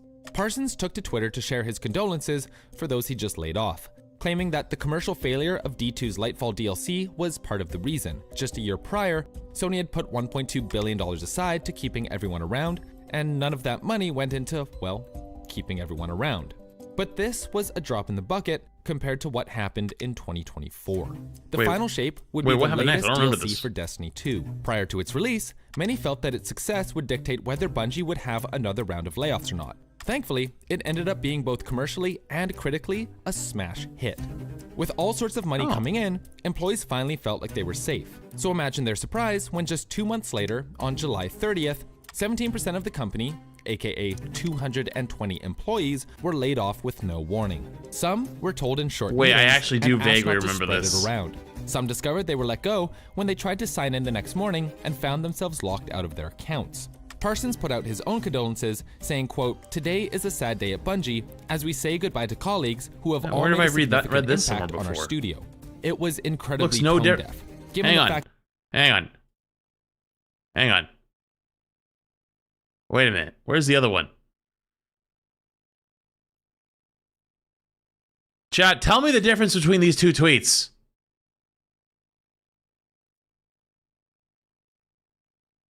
Chat, they're the exact same fucking tweet. Oh, it's the same date? Oh. That explains it a lot then. colleagues who They have show the same tweet twice all then. made a significant impact on our studio. It was incredibly tone I was deaf, reading the words. I given wasn't the fact reading. that I he wasn't was looking at the one date. Who initiated the layoffs in the first place? To make matters worse, I figured they wouldn't show the same tweet for both layoffs. employees were intentionally let go on the 30th of the month, so Bungie wouldn't have to pay for And their the second one had benefits. two The tweets, exact so. same thing they did 1 year prior during the last round of layoffs. Some were even terminated a week before their maternity leave kicked in. And as though history were repeating itself, the whole issue of founders stock came back into play. After going independent it's all again, down to certain stocks veterans had again, stock huh? with vested interest, saying if they stayed with the company until X date, they would receive a certain amount of shares as compensation. However, if they left the company for whatever reason, being laid off included, that stock would be forfeited and restored to Bungie the company. That is so fucking Omega evil. Oh my god, that is actually so fucking Omega evil.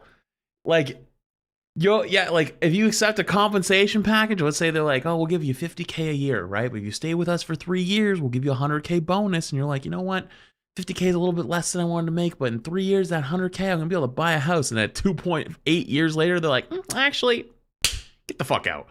Oh Throughout my 2023 and goodness. 2024, plenty of veterans said goodbye to Bungie. Destiny 2 director Joe Blackthorne passed on the torch, game director Chris Barrett was fired, But this round of layoffs targeted some of the most important and most experienced devs at the company. Mark They're mostly the Noseworthy, 21 who months worked on delay. Reach and both Destinies, Luke Smith, who is one of Bungie's most important devs since the Halo days, and Michael Salvatore, Marty O'Donnell's co-composer on both Halo and Destiny. It's unclear if they were laid off or if they took separation deals like the ones back in the early 2010s, but either way, 3 of the last remaining Bungie veterans were all gone within days of each other. The blame Wait, during this time while working from home, Bungie got a new HQ, and Pete said that they were not a company that cut executive compensation. This is why Megacore are terrible to work for. True. Thank you for the 6 months. blame fell Yeah. squarely on Pete Parsons. It was his decision to downsize and put people out of a job. Sony had tried to keep people around, but Bungie had initiated the layoffs. And throughout it all, Parsons spent more than $2 million on vintage cars. Yikes. These layoffs could not have come at a worse time. Bungie was gearing up to unveil Wait, is that the guy who showed off like some super nice car to an employee and then laid them off the next day or the next week or that week? Is that the same guy? Shut the fuck up. Is that the same guy? Bro, imagine how crazy that is. Imagine you have an employee that you're about to fire or about to let go next week because it's already pre-planned, and you take him outside and you're like, yo, come look at my new Lamborghini. And you show them the new Lamborghini and they're like, holy shit, that's such a cool car. And they're like looking at it and they're like, dude, I love these kind of cars. Oh man, I hope I can afford one of these one day. And you can look at it and be like, yeah, someday when you work your way up the corporate ladder, you can buy a Lamborghini just like me. And then 3 days later, actually, you're fired. Get the fuck out. Like, what kind of evil villain do you have to be? How do you even do that? How do you look someone in the eye and do that? You know, like... a massive project they'd been working on for the past few years, but now they were missing almost 1/5 of their workforce. The game is called Marathon. Bungie released a few teasers throughout 2024, and on April 12th, 2025, the world finally got its first look at Marathon's gameplay. Marathon is a team-based extraction shooter set around the mysterious and cutthroat world of Tau Ceti 4. Ahead of the reveal, tons of creators were given early access to play the game and give viewers their thoughts. Unfortunately, the reception wasn't what Bungie had hoped for. It seems like you're playing an extraction shooter that to me sometimes feels like a battle royale, and that's kind of it. More and more information started coming. I talked about this earlier when we were just doing the just chatting stuff, but I think weirdly we've hit a saturation point with AAA FPS multiplayer shooter games. I think the next year is going to be dominated by co-op, PvE, single-player experience games. I think that is the next year. Indie, single-player, co-op PvPvE, or PvP PvE type games is going to dominate. I think obviously your Omega Titans, your Valorants, your Overwatch, your CS, your you know what I mean? Those guys will be fine. Apex, they'll be fine. They won't die. They're not going to go anywhere. But they are never going to hit their peaks again. They're all toast. Everyone's sick of them. Everyone's sick of all of them. Everyone's done. Everyone's pissed. If Rivals has made me learn anything, is that being the melting pot game of every other game, bumping into the COD players, the Apex players, the Valorant players, the Overwatch players, the Fortnite players, they're all pissed off. They all hate it here. I think it's time, chat. Out about it, and now I'm just like, it's not Toss yet in this at amendments. disappointment, but it's more so towards confusion. $40 for The super chat go off real quick. Thank you for the big super chat. This is why I hope Sony keeps pushing Marathon out and it flops. So Bungie gets consolidated and the executives get pushed out. And if I don't know if that would ever even live happen. service game with all of the trappings, no proximity chat. What are you Don't guys forget thinking? that during this The hype time for this they went free to play but still locked some content behind a paywall, abandoned PvP, and decreased the amount of cosmetics that came with the base game and pumped up the paid cosmetics.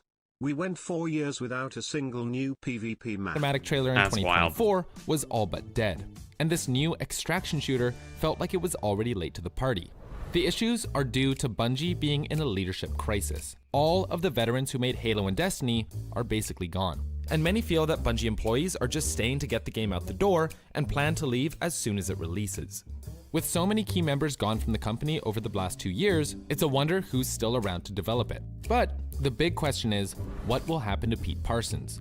Gamers from all around the world are calling for him to step down and be held accountable for what's happening at Bungie, but as we all know, that doesn't happen to CEOs. More than likely, if Marathon fails, Parsons and the rest of the shareholders will be laughing to the bank while us players sit here and wonder, whatever happened to the company that made Halo? Thanks again to War Thunder for sponsoring this video. Dude, Action Owl, these videos are always fucking bangers. Actual bangers every time. This is why it's always important to remember that IPs don't mean shit. Companies don't mean shit. It's always about the people who make it, right? It's always about the people who make it now.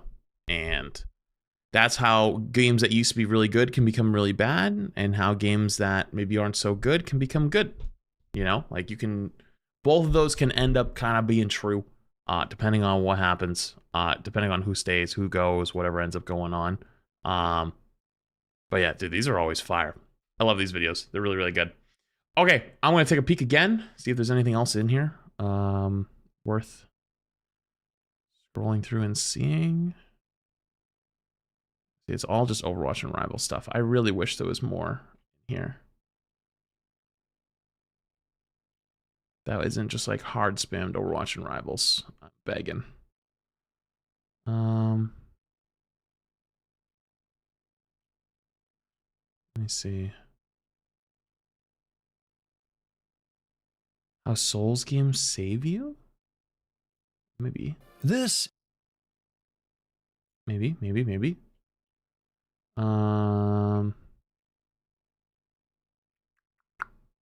What else have we got?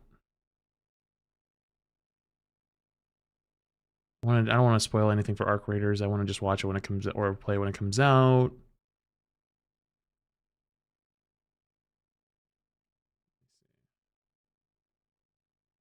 More ZZZ stuff. Honestly, that was before. Wait, that was probably when I talked about doing it.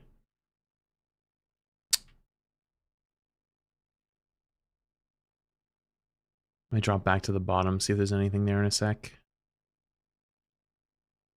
And then if not, then I have like 1 or 2 more things that we could probably watch, and then I don't know, we'll go from there.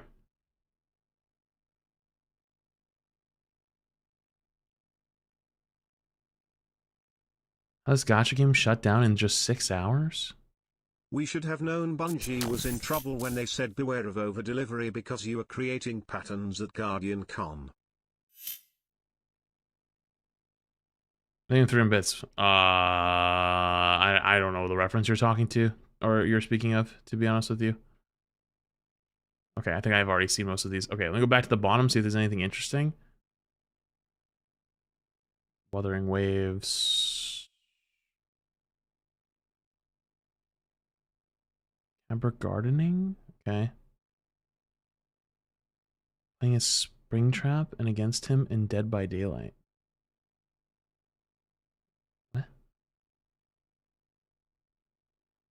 How Roblox is exploiting young game developers. Can't wait for the next big awesome IP game of Black Ops 7.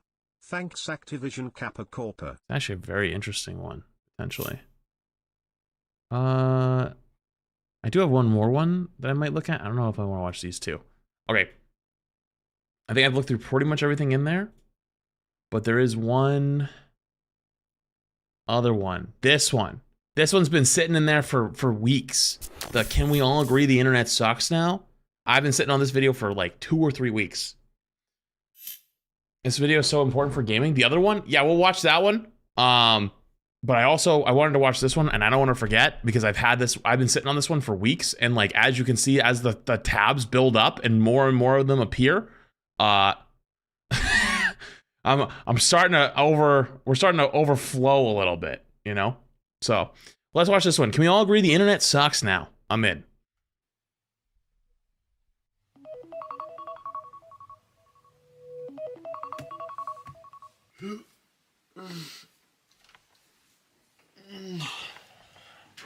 Oh, what a beautiful day. The sun is shining, birds are chirping, Let's see what the internet's up to.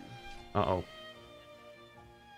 Elon Musk privately DM'd YouTuber Tiffany Fong and asked her to be inseminated by him. Ew, gross. I'll just watch some Netflix. Another price increase? Again? Didn't they just do that last month? Also, we canceled your favorite show? Well, that checks out. I guess I'll just watch the news. True. Oh no. Wait, no, don't do that. Don't do that. Hi. Bad I'm idea. not wearing any pants right now. And welcome to our daily State of the World report. The world still seems to be on fire and everything sucks right now. Just as it did yesterday and the day before that and the day before that and the day before that and the day before that and the day before that and the day before that and the day before that and the day. I wish I lived in precedent times. How about a live stream?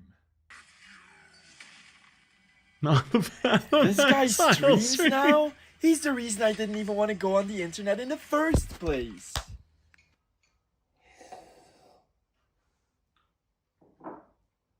This day sucks. Hey, my bowl of cereal. Is it just me or does it seem as if these days everything is designed to make you angry? Almost everything on social media is rage bait. Everyday AI, which everyone. You know, maybe a bit of an insane hot take, but maybe we were onto something years ago when we were like, you know, if people say really stupid shit on the internet, we shouldn't allow them to say that anymore. We should ban them. We should get rid of that. That shouldn't be there, because like you wouldn't let someone say that in real life. Like if somebody walks up and starts saying some insane shit, they're probably getting trespassed. They're getting thrown out. They're getting, you know what I mean? They're getting pushed away. Maybe we were onto something. Would cure cancer and take away mundane and repetitive tasks seems to be pushing more and more people out of creative jobs and into mundane and repetitive ones. Subscription services are somehow getting worse, yet keep jacking up their prices to the point that piracy is now making a comeback. Every time a new game releases, it's either completely broken or enveloped in so much drama that all of my excitement for it instantly dissipates, and everyone seems to be more hateful towards one another than ever before. So how else to fix it all than by having a generic skinny white YouTuber? True. I mean, there's some guy that's come in here like 10 times today on alt accounts, apparently, just like hardcore trying to spam and talk shit in Twitch chat on a Friday, 1 o'clock in the afternoon. Got nothing better to do. That's it. That's all he's been doing for like apparently the last like hour. That's just the way of the world these days. You get super mad at someone and then that's it. And it's no, I know it's summer break. I know someone's kid is on the loose, but still. Make an inconsequential video about it. Also, if you thought this video wouldn't start off with a short rant about Twitter, you'd be mistaken. Because this piece of shit app might be the angriest place on the internet. Wait, what app right is that? now, which I don't want to admit has a major influence on my life, but it has, and I fucking hate it. Twitter makes me feel worse in every conceivable way, yet keep sucking me in for what I feel like are all the wrong reasons. Originally it was just a cool to have app where everyone could broadcast their own silly thoughts, but lately I feel like it has taken me hostage because of all of the politics going on there. And now I fear that if I don't... You know what the worst part of it is? You know how many like major accounts that are getting hard pushed by the algorithm are just straight up fear-mongering accounts? Do you know how often I see some shit come across my Twitter feed?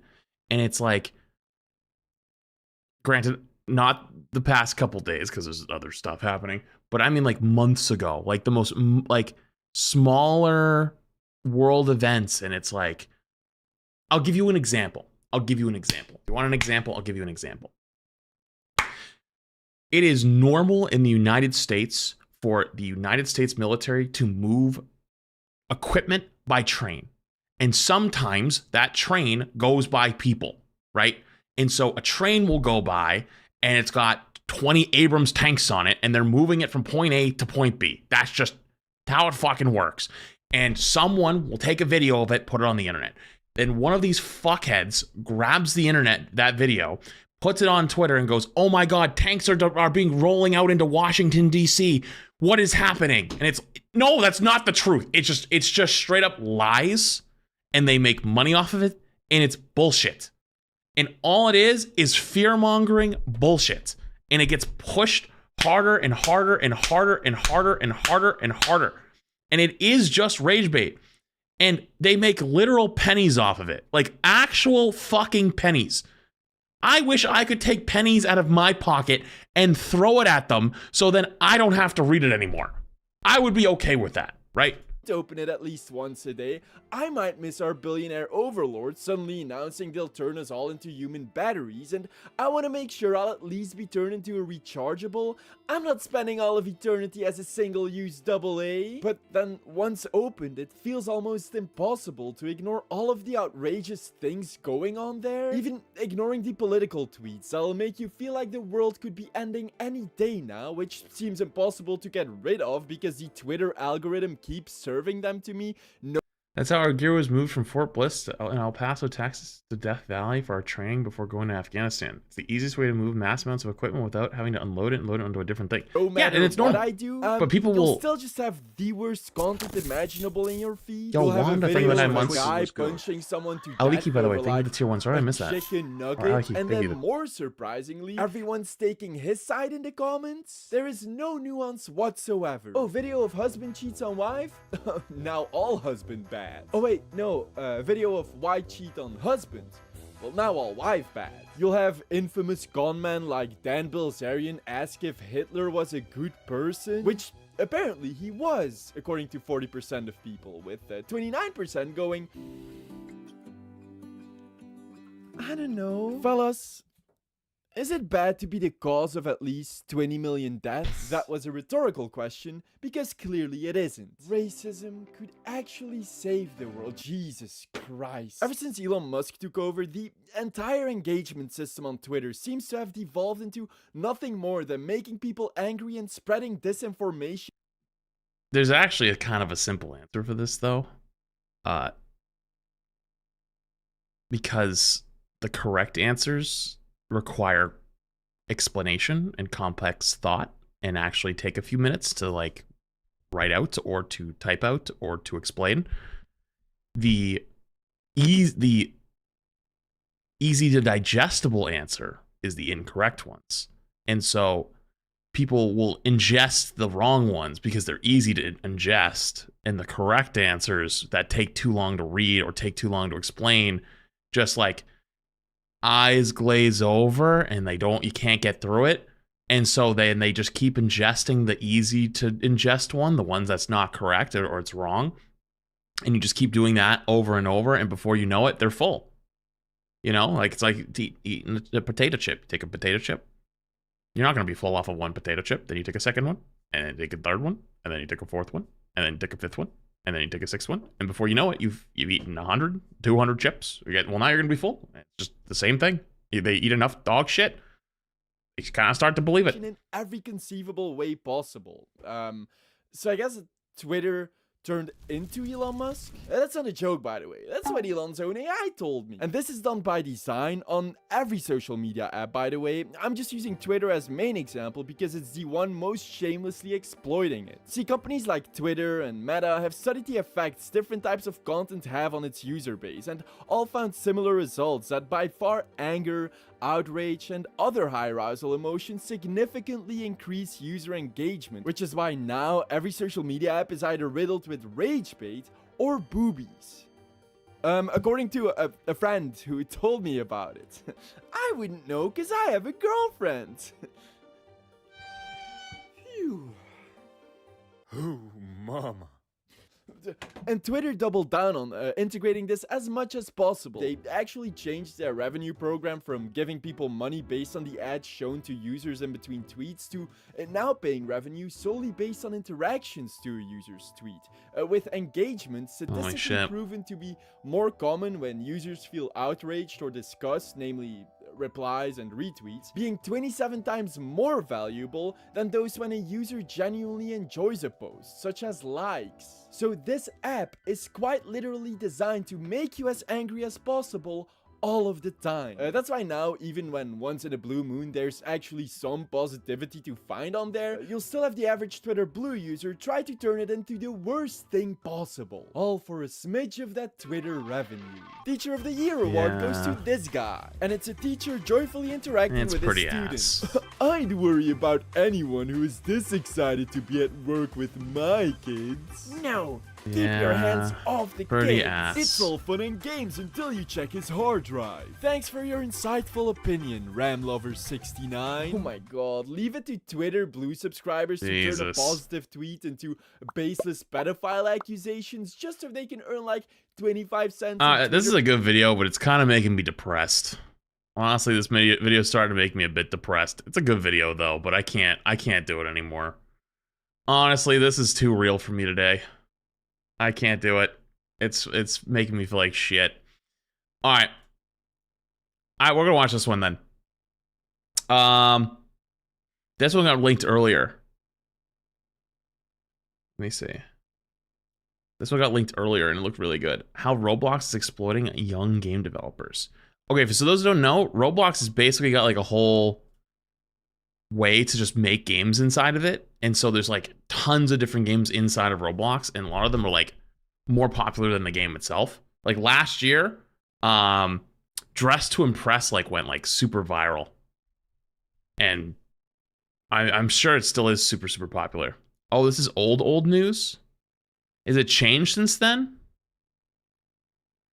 Or is it still a good video?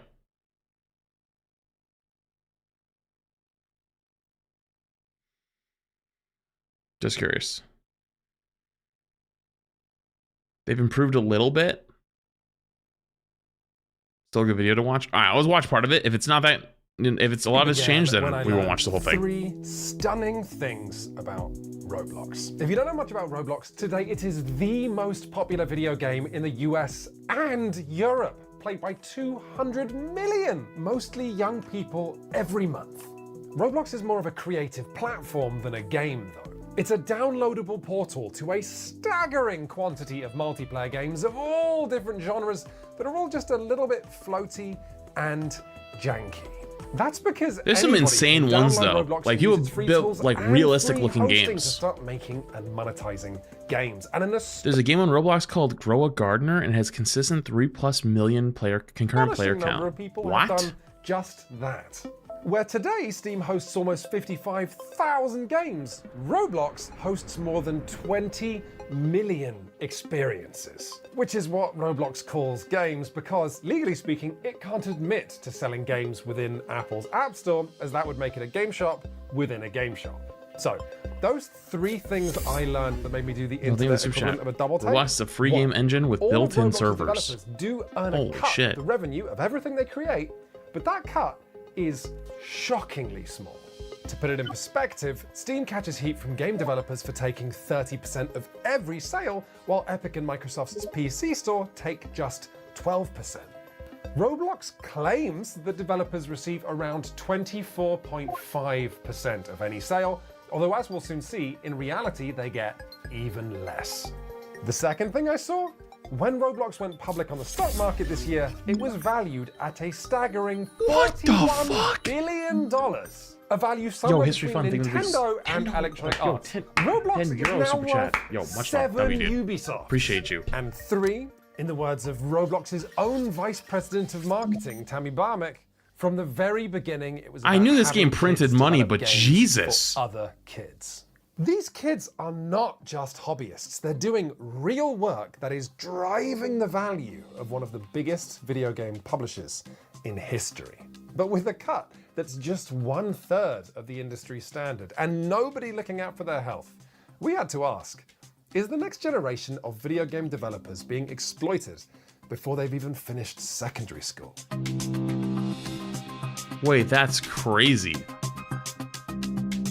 But before we look at how Roblox treats its workers, first we have to look at how Roblox turns its young users into workers in the first place. So, the good thing about Roblox as Wait, how do you check, how many players does Roblox have, period? That is that the tools are free, the hosting's free. Like every day. The tools actually let you skip with the traditional learning curve associated with 3D modeling, and Roblox even handles moderation of your players for you.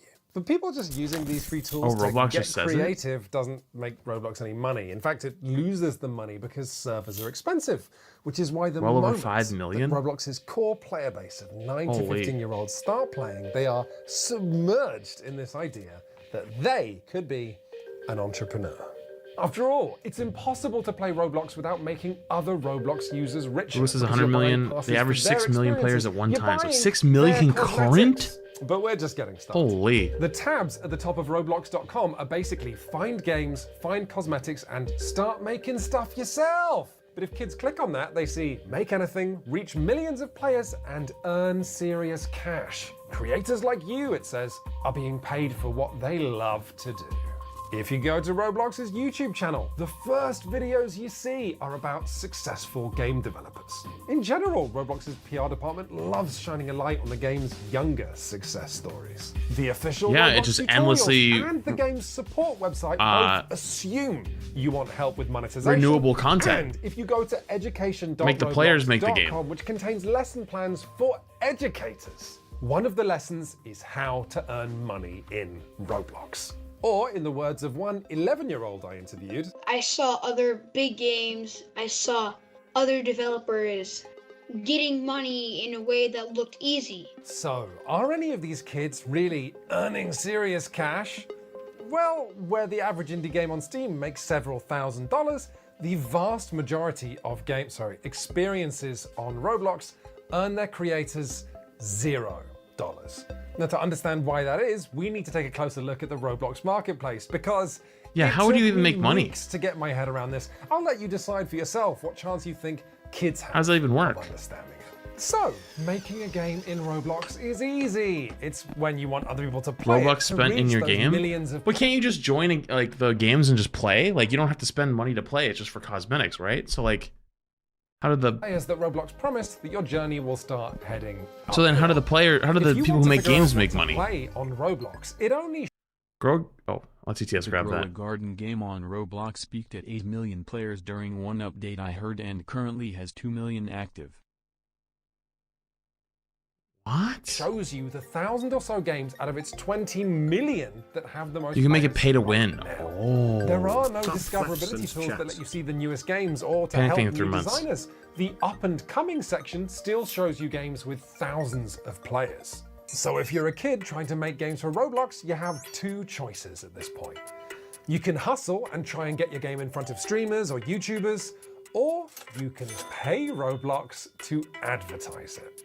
But to buy anything in Roblox, you first have to convert your real money to the company's virtual currency, Robux. Developers on Roblox bid with Robux for ad slots in an auction, a system that is discussed by developers in forum threads as a gamble, with developers hoping that with the right game and the right ad, they'll grab enough players that their game ends up surfacing in the churning froth of the Roblox marketplace.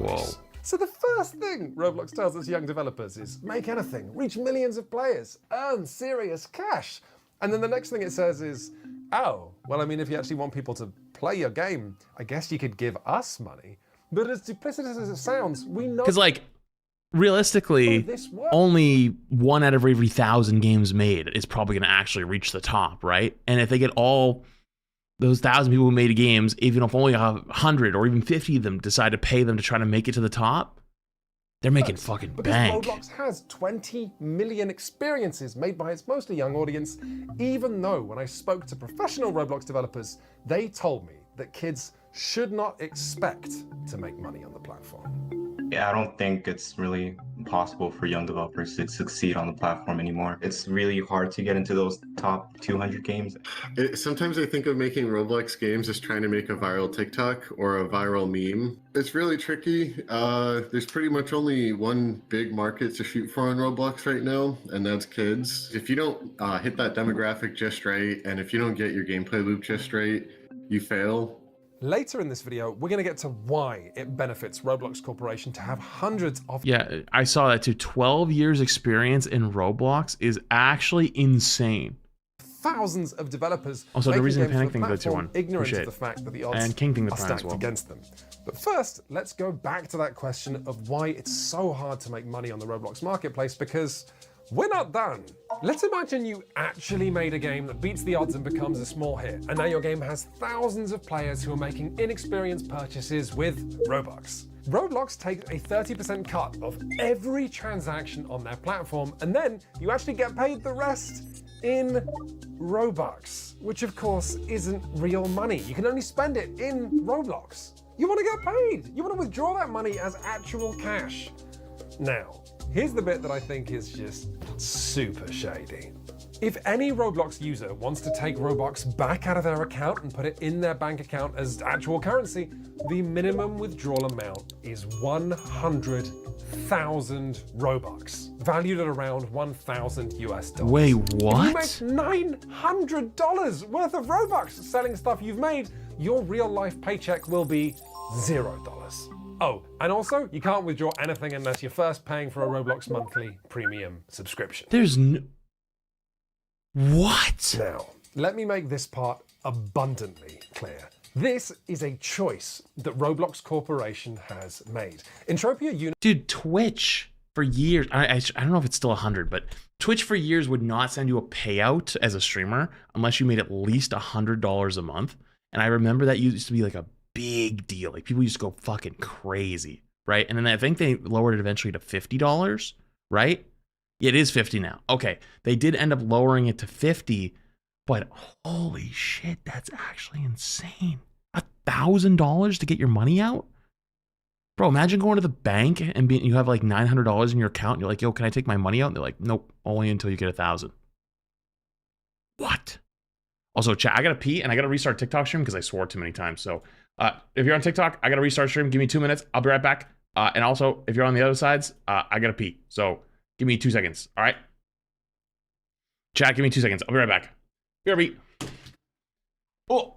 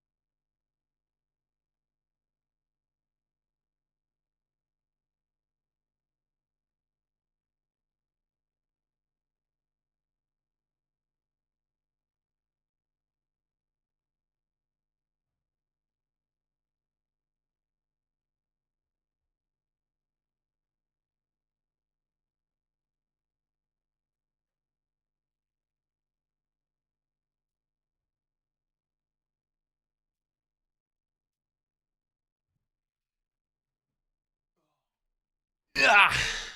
Okay. All right, I'm back. I gotta restart this real quick. So give me 2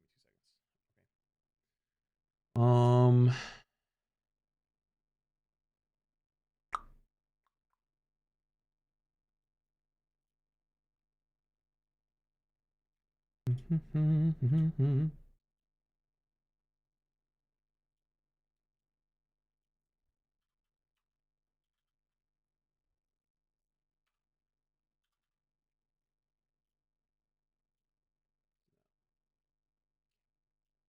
All right, cool. All right, let's continue. Universe, the world's only cash-based MMO that we did a video on last year, has a minimum withdrawal amount of 100 US dollars. In Second Life, it's just 10. Wait, did you just talk about Twitch? Did I just miss that? Has made. Entropia Universe, the world's only cash-based MMO that we did a video on last Entropia year, Universe. No, has a I don't even know minimum what that withdrawal is. amount of $100. In Second Life, it's just $10. In making the minimum withdrawal amount so high, Roblox is just increasing the chances that you won't hit that cap, and so we'll just plow the money back into Roblox. Whether that's buying games or cosmetics or saving up to advertise your next game. Lots of Roblox developers even use their Robux to pay other Roblox developers to work on their game. And if they're not smart about how they pay these developers, Roblox will take a cut of that paycheck too. But for now, let's just imagine that you make a game and it's a hit. They tax them paying other people in the game too? Do make it That's 100,000 Robux, so you're allowed to withdraw it, finally, to your real-life bank account. You see, Roblox buys Robux from users at a very different rate that it sells them. So withdrawing 100,000 Robux doesn't get you $1,000, it gets you 350. What? Think about it. If your assets in Roblox become substantially devalued only at the moment you take them out of the platform, why not keep them on the platform in case you need them one day? And so, tons of Robux don't ever make it off the platform. Instead, they just go round and round with Roblox taking cut after cut. And so, while on paper, Roblox developers get that 24.5% of a game's sales, in reality, it's even lower. If we look at Roblox's published records, we can read that for every $1 Roblox earns in bookings, only 17 cents make it back out of the ecosystem to developers. Well, that's how they're printing money then. Because they basically sell you on the, oh, you can make money here, create content, create worlds, create stuff. And then most people aren't going to make shit, right? But they're going to spend hours in it playing, you know, boost their concurrent player count. They're going to spend money trying to get advertising. They're going to spend money just playing the game, buying cosmetics, whatever. And then if somebody actually does pop off and does really well, they only get 17 cents of that dollar. That's crazy. That's our best guess as to what developers are getting. The platform is actually so opaque that even full-time professional devs who've been doing this for years do not know what fraction of the pie they're taking home. Like, you just have to roughly estimate it based off of like those exchange rates, and that's all you get. And by the way, the lack of regulation in today's tech sector is seeing a lot of historically illegal practices coming back again with a new lick of paint. Roblox paying people in Robux is very, very similar to historical mining and logging camps in the United States paying people in company scrip. Scrip was currency invented and manufactured by these companies that could only be used to buy things within. A little annoyed that I've never learned about this. The company's camp, for example, in the stores that they would build. The mining camps like paying people in script for the same reasons that Roblox does. One, it means workers spend their money at the company, which makes the company richer. Two, workers become more afraid of breaking company rules because companies can take away their ability to spend script, essentially confiscating their paycheck. And three, script makes it harder for workers to quit their jobs because the moment they do, they get poorer.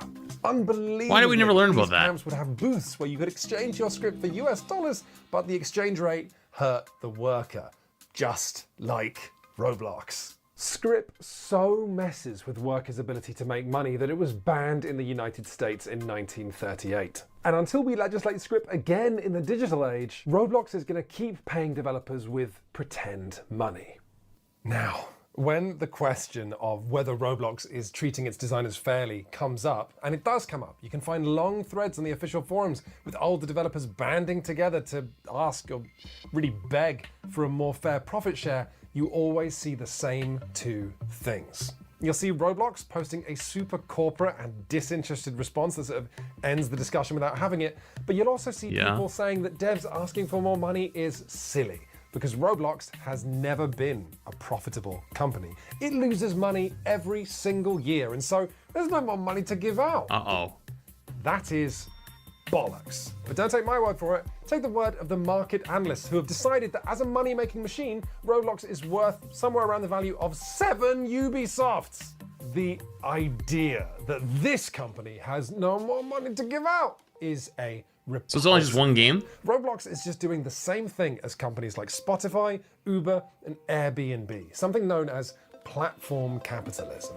All of these companies have business models based on unsustainable expansion, always moving into more countries, hiring more staff, increasing their expenses until they control the entire market sector and all of its data, and can use this monopoly to make incredible money, as we saw with Facebook and Amazon. If Roblox... That's actually fucking insane. Dude, as an outsider, I've always known that Roblox like printed money. I knew that game was like insanely popular. But damn, do they have a fucking chokehold. Holy shit. That's actually kind of scary. Roblox wasn't losing money year after year. Its investors could reasonably turn around and say, why not? And so, when Roblox's developers come cap in hand asking for more revenue, there's never any left, even though the platform has 200 million monthly users and the CEO is a billionaire. Because if Roblox were to give more money to developers, that's less money it could spend growing the platform and becoming a monopoly. We reached out to Roblox Corporation for an interview or comment on how they treat their young developers. They did not reply to us. Let's take a moment to put a human face on all of this. Was it harder than you expected to make Robux with your levels? That is definitely a big yes. This is Dude, he's literally just Emil a kid. is 11, and he got his parents to send him to a special summer camp where he could learn to code for Roblox. And then he dude, Jesus. This video and the last video have just been fucking depressing as shit. Oh my god. Why is it so fucked? Why is it so fucked? Oh, man. I don't even want to watch it anymore. I don't even want to watch it anymore.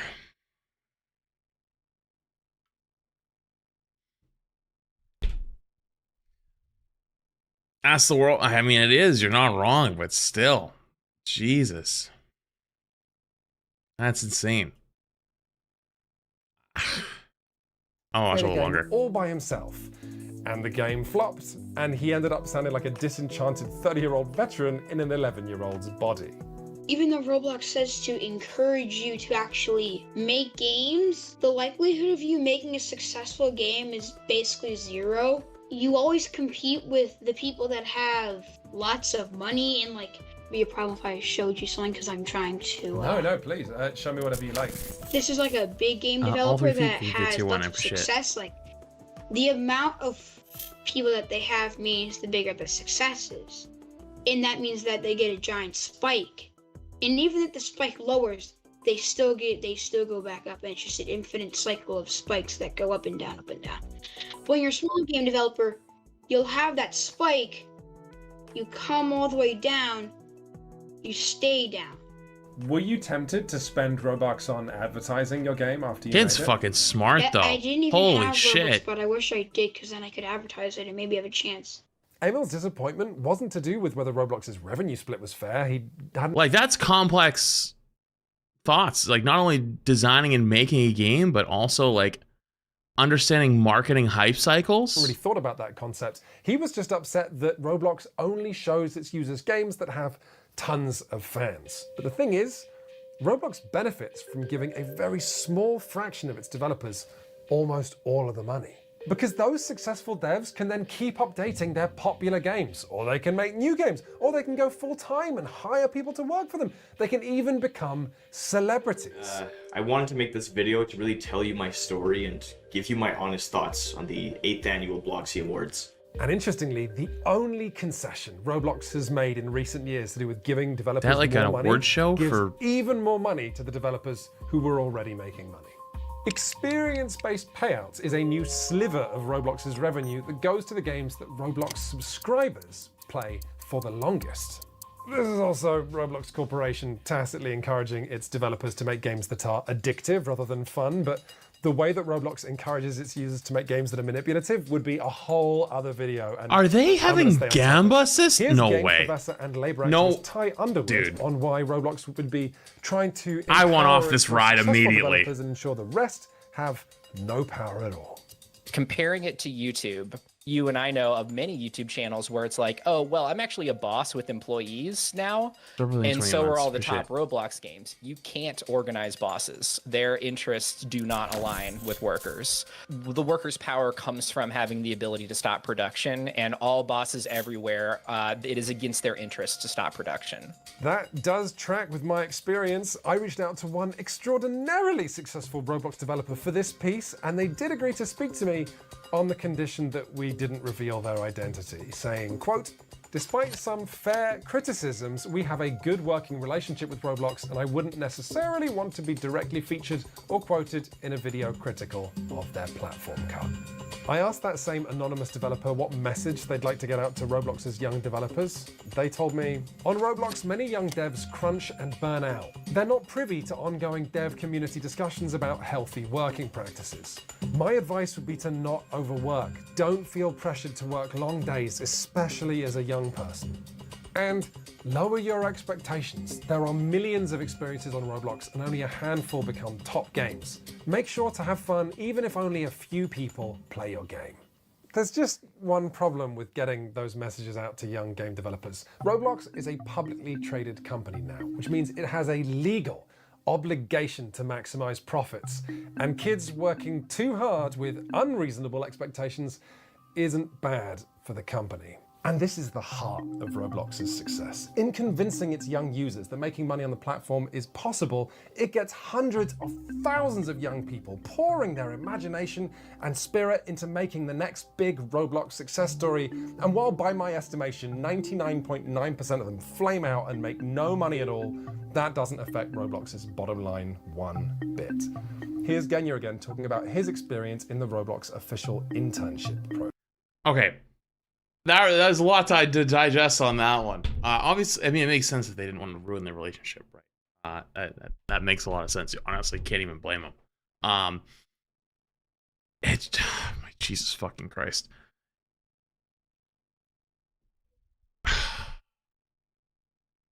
It's so weird because obviously the game is good, right? The game itself, right? And like being able to build those things is a good thing. Being able to like reward people for that is a good thing. People enjoy it. They have fun with it, right? But the rest of it just feels really gross. Good as objective, it's popular. I mean, I guess, but I feel like we're just kind of playing with words at that point where it's like if a product is good, people will flock to it, right? It's kind of the same thing with like a service, where if the service is good, people will flock to it. And so, yes, it's popular, but it's popular because it's good. You know what I mean? Like, even like things that are popular that are no longer good will decline in popularity, right? So, like the game modes they make, people probably enjoy the fuck out of them, and they're really fun, but that other side is a really dark side. The money side of the ecosystem. I don't know. And probably no one even thinks of that, right? The only way you probably even see any of this kind of stuff is if you actually got into it and you tried to build something. And how many people are hopping in and actually trying to build something? Probably not that many. So if you have like what someone said earlier, they have like 3 to 6 million concurrent players every day. Of that 6 million players, how many people are in there trying to build stuff every day? You know, is it 1,000? Right? Fuck, I don't know. That's some anime villain shit. The video, it's investigation how Roblox is exploiting young game developers. For instance, in my class, I was the only person that released a game, and that game was the only game from the whole class that actually did well. And we had like 7,000 people online. And so it's kind of rare for those games to actually work. But then if some young wonderkind does make the next great thing on Roblox, there is nothing to stop an older team of developers taking the idea, refining it, re-releasing it, and then advertising it. But whether young developers find success on Roblox or not, the platform benefits from young developers training themselves up before they've realized that the odds are stacked against them. And once they've done that, they're that much less likely to walk away.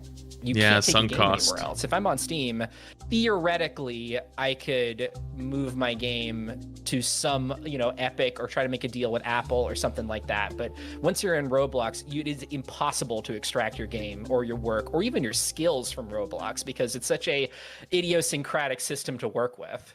And this is so infuriating for me, because if Roblox is actually operating, because all the tools are in there too, so you can't really take them out. Thing for the game. That's like how you learned how to free tools to get kids messing around and making stuff that their friends can come and play, also for free.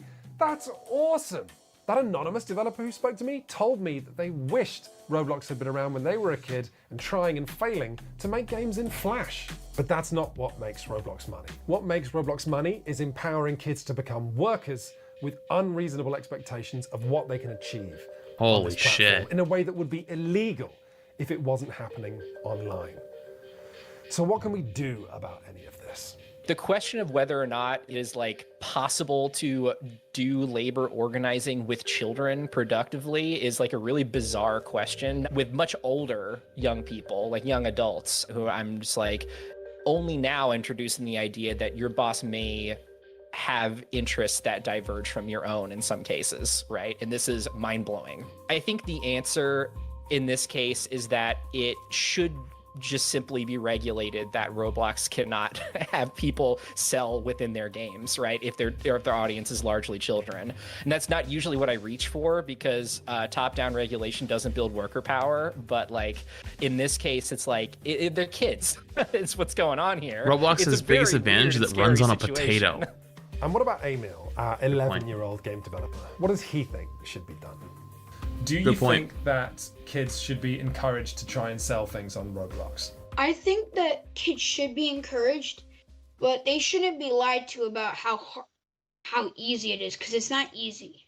But the one thing he's so smart. Is that Roblox That's exactly what I was thinking. Legislate itself in a way it's a system that is could be good, but the way it's presented is misleading. Makes people think it's the best way I can describe this is telling an adult or someone who's older about gambling, right? Where it's you could lose that $10 or you could become a millionaire. Buy that lotto ticket, right? Then encouraging them to buy a lottery ticket every week because if you don't buy it, Roblox is going to continue doing everything it can never win. To scratch revenue. You could. Its young, vulnerable audience, no matter whether they're getting fair pay, whether it's they don't know the health, percentage chance of them actually winning is so small that there's no real point. Thank you very much for watching this video, everybody. And especially as a kid, can you really conceptualize that? Share it because, the more awareness we raise of this issue, the more pressure we apply to Roblox to be better. But also please share it because, frankly, it took absolutely ages to make. And for that, it was a really good video. A little depressing, but a very good video. Patreon. If you believe in games journalism like this video, I'm glad we finished love to have your support. If you have really, really good video. Fantastic video for sure. Chat was saying earlier that some of this stuff has gotten a little bit better in the last couple years, but apparently not by much. So, it is what it is, I guess. It is what it is. Oh man. What are you doing? Well, today ended up just being a Flats TV watching videos from chat type of day, where I just had you guys throw videos in my Hot Topics channel, and if they were good looking videos, we watched them. If they weren't, then we just kind of didn't.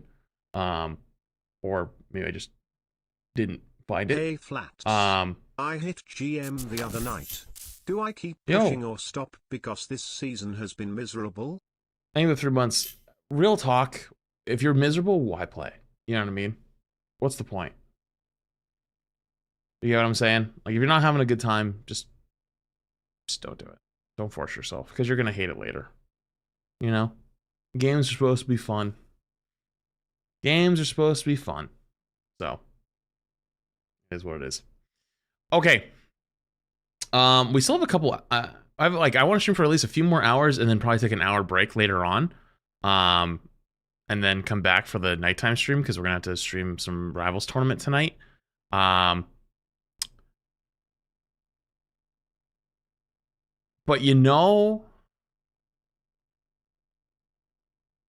I kinda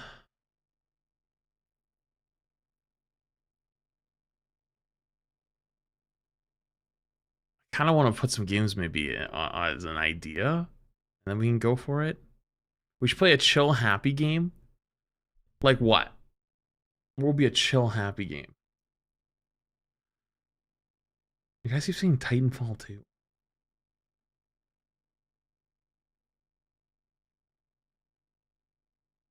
Did you ever finish Spider-Man? I put it down. I got bored of it.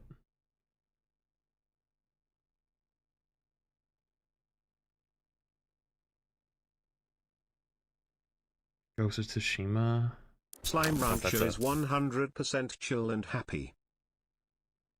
Slime Rancher.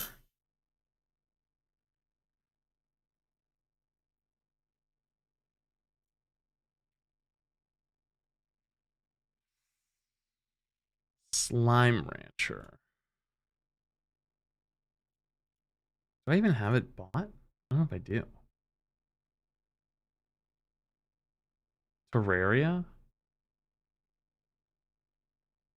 Terraria wouldn't be a bad idea, actually. Alright, you know what? You actually just sold me. You actually just sold me right here.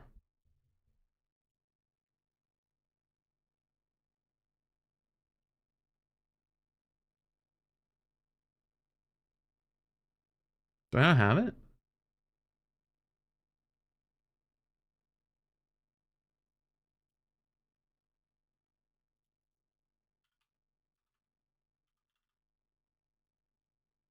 Oh, I don't have it.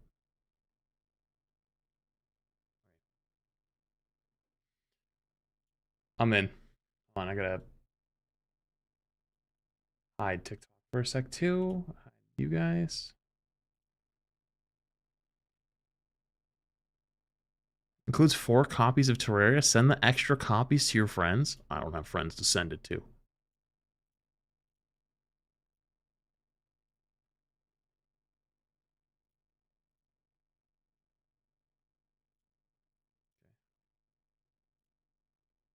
Install. All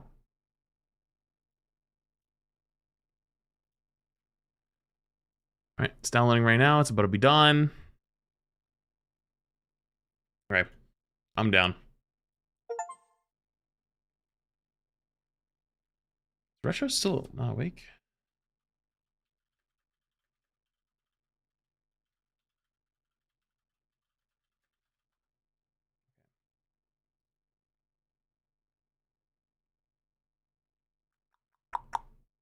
All right, I'm in.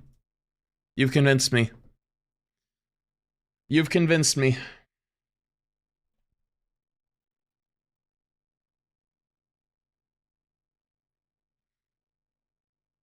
All right, hold on.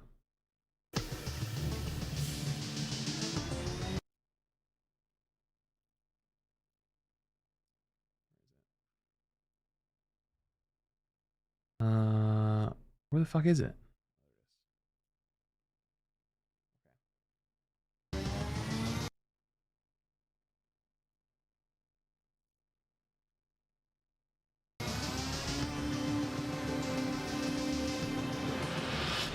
All right, here's what I'm going to do. Here's what I'm going to do.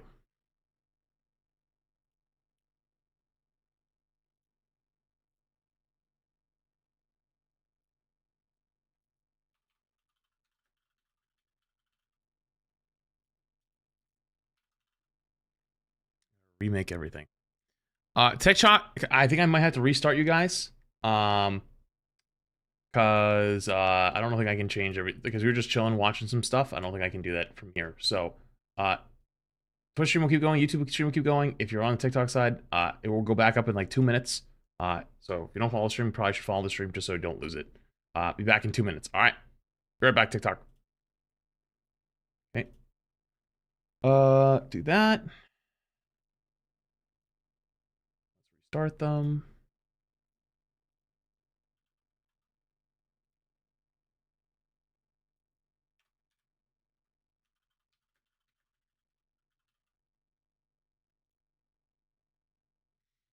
I gotta do YouTube.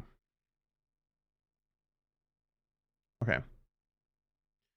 All right, here's what I'm gonna do. YouTube. I'm gonna restart you guys because YouTube gets really angry if you do what's it called? multiple games or multiple things in one stream. Just the VOD just kind of gets pissed. So I'm gonna restart the YouTube stream. It's always gonna go down for like 2 minutes, and then I will restart it. And we're gonna play some Terraria for the first time. All right. So from the YouTube side, I'll see you in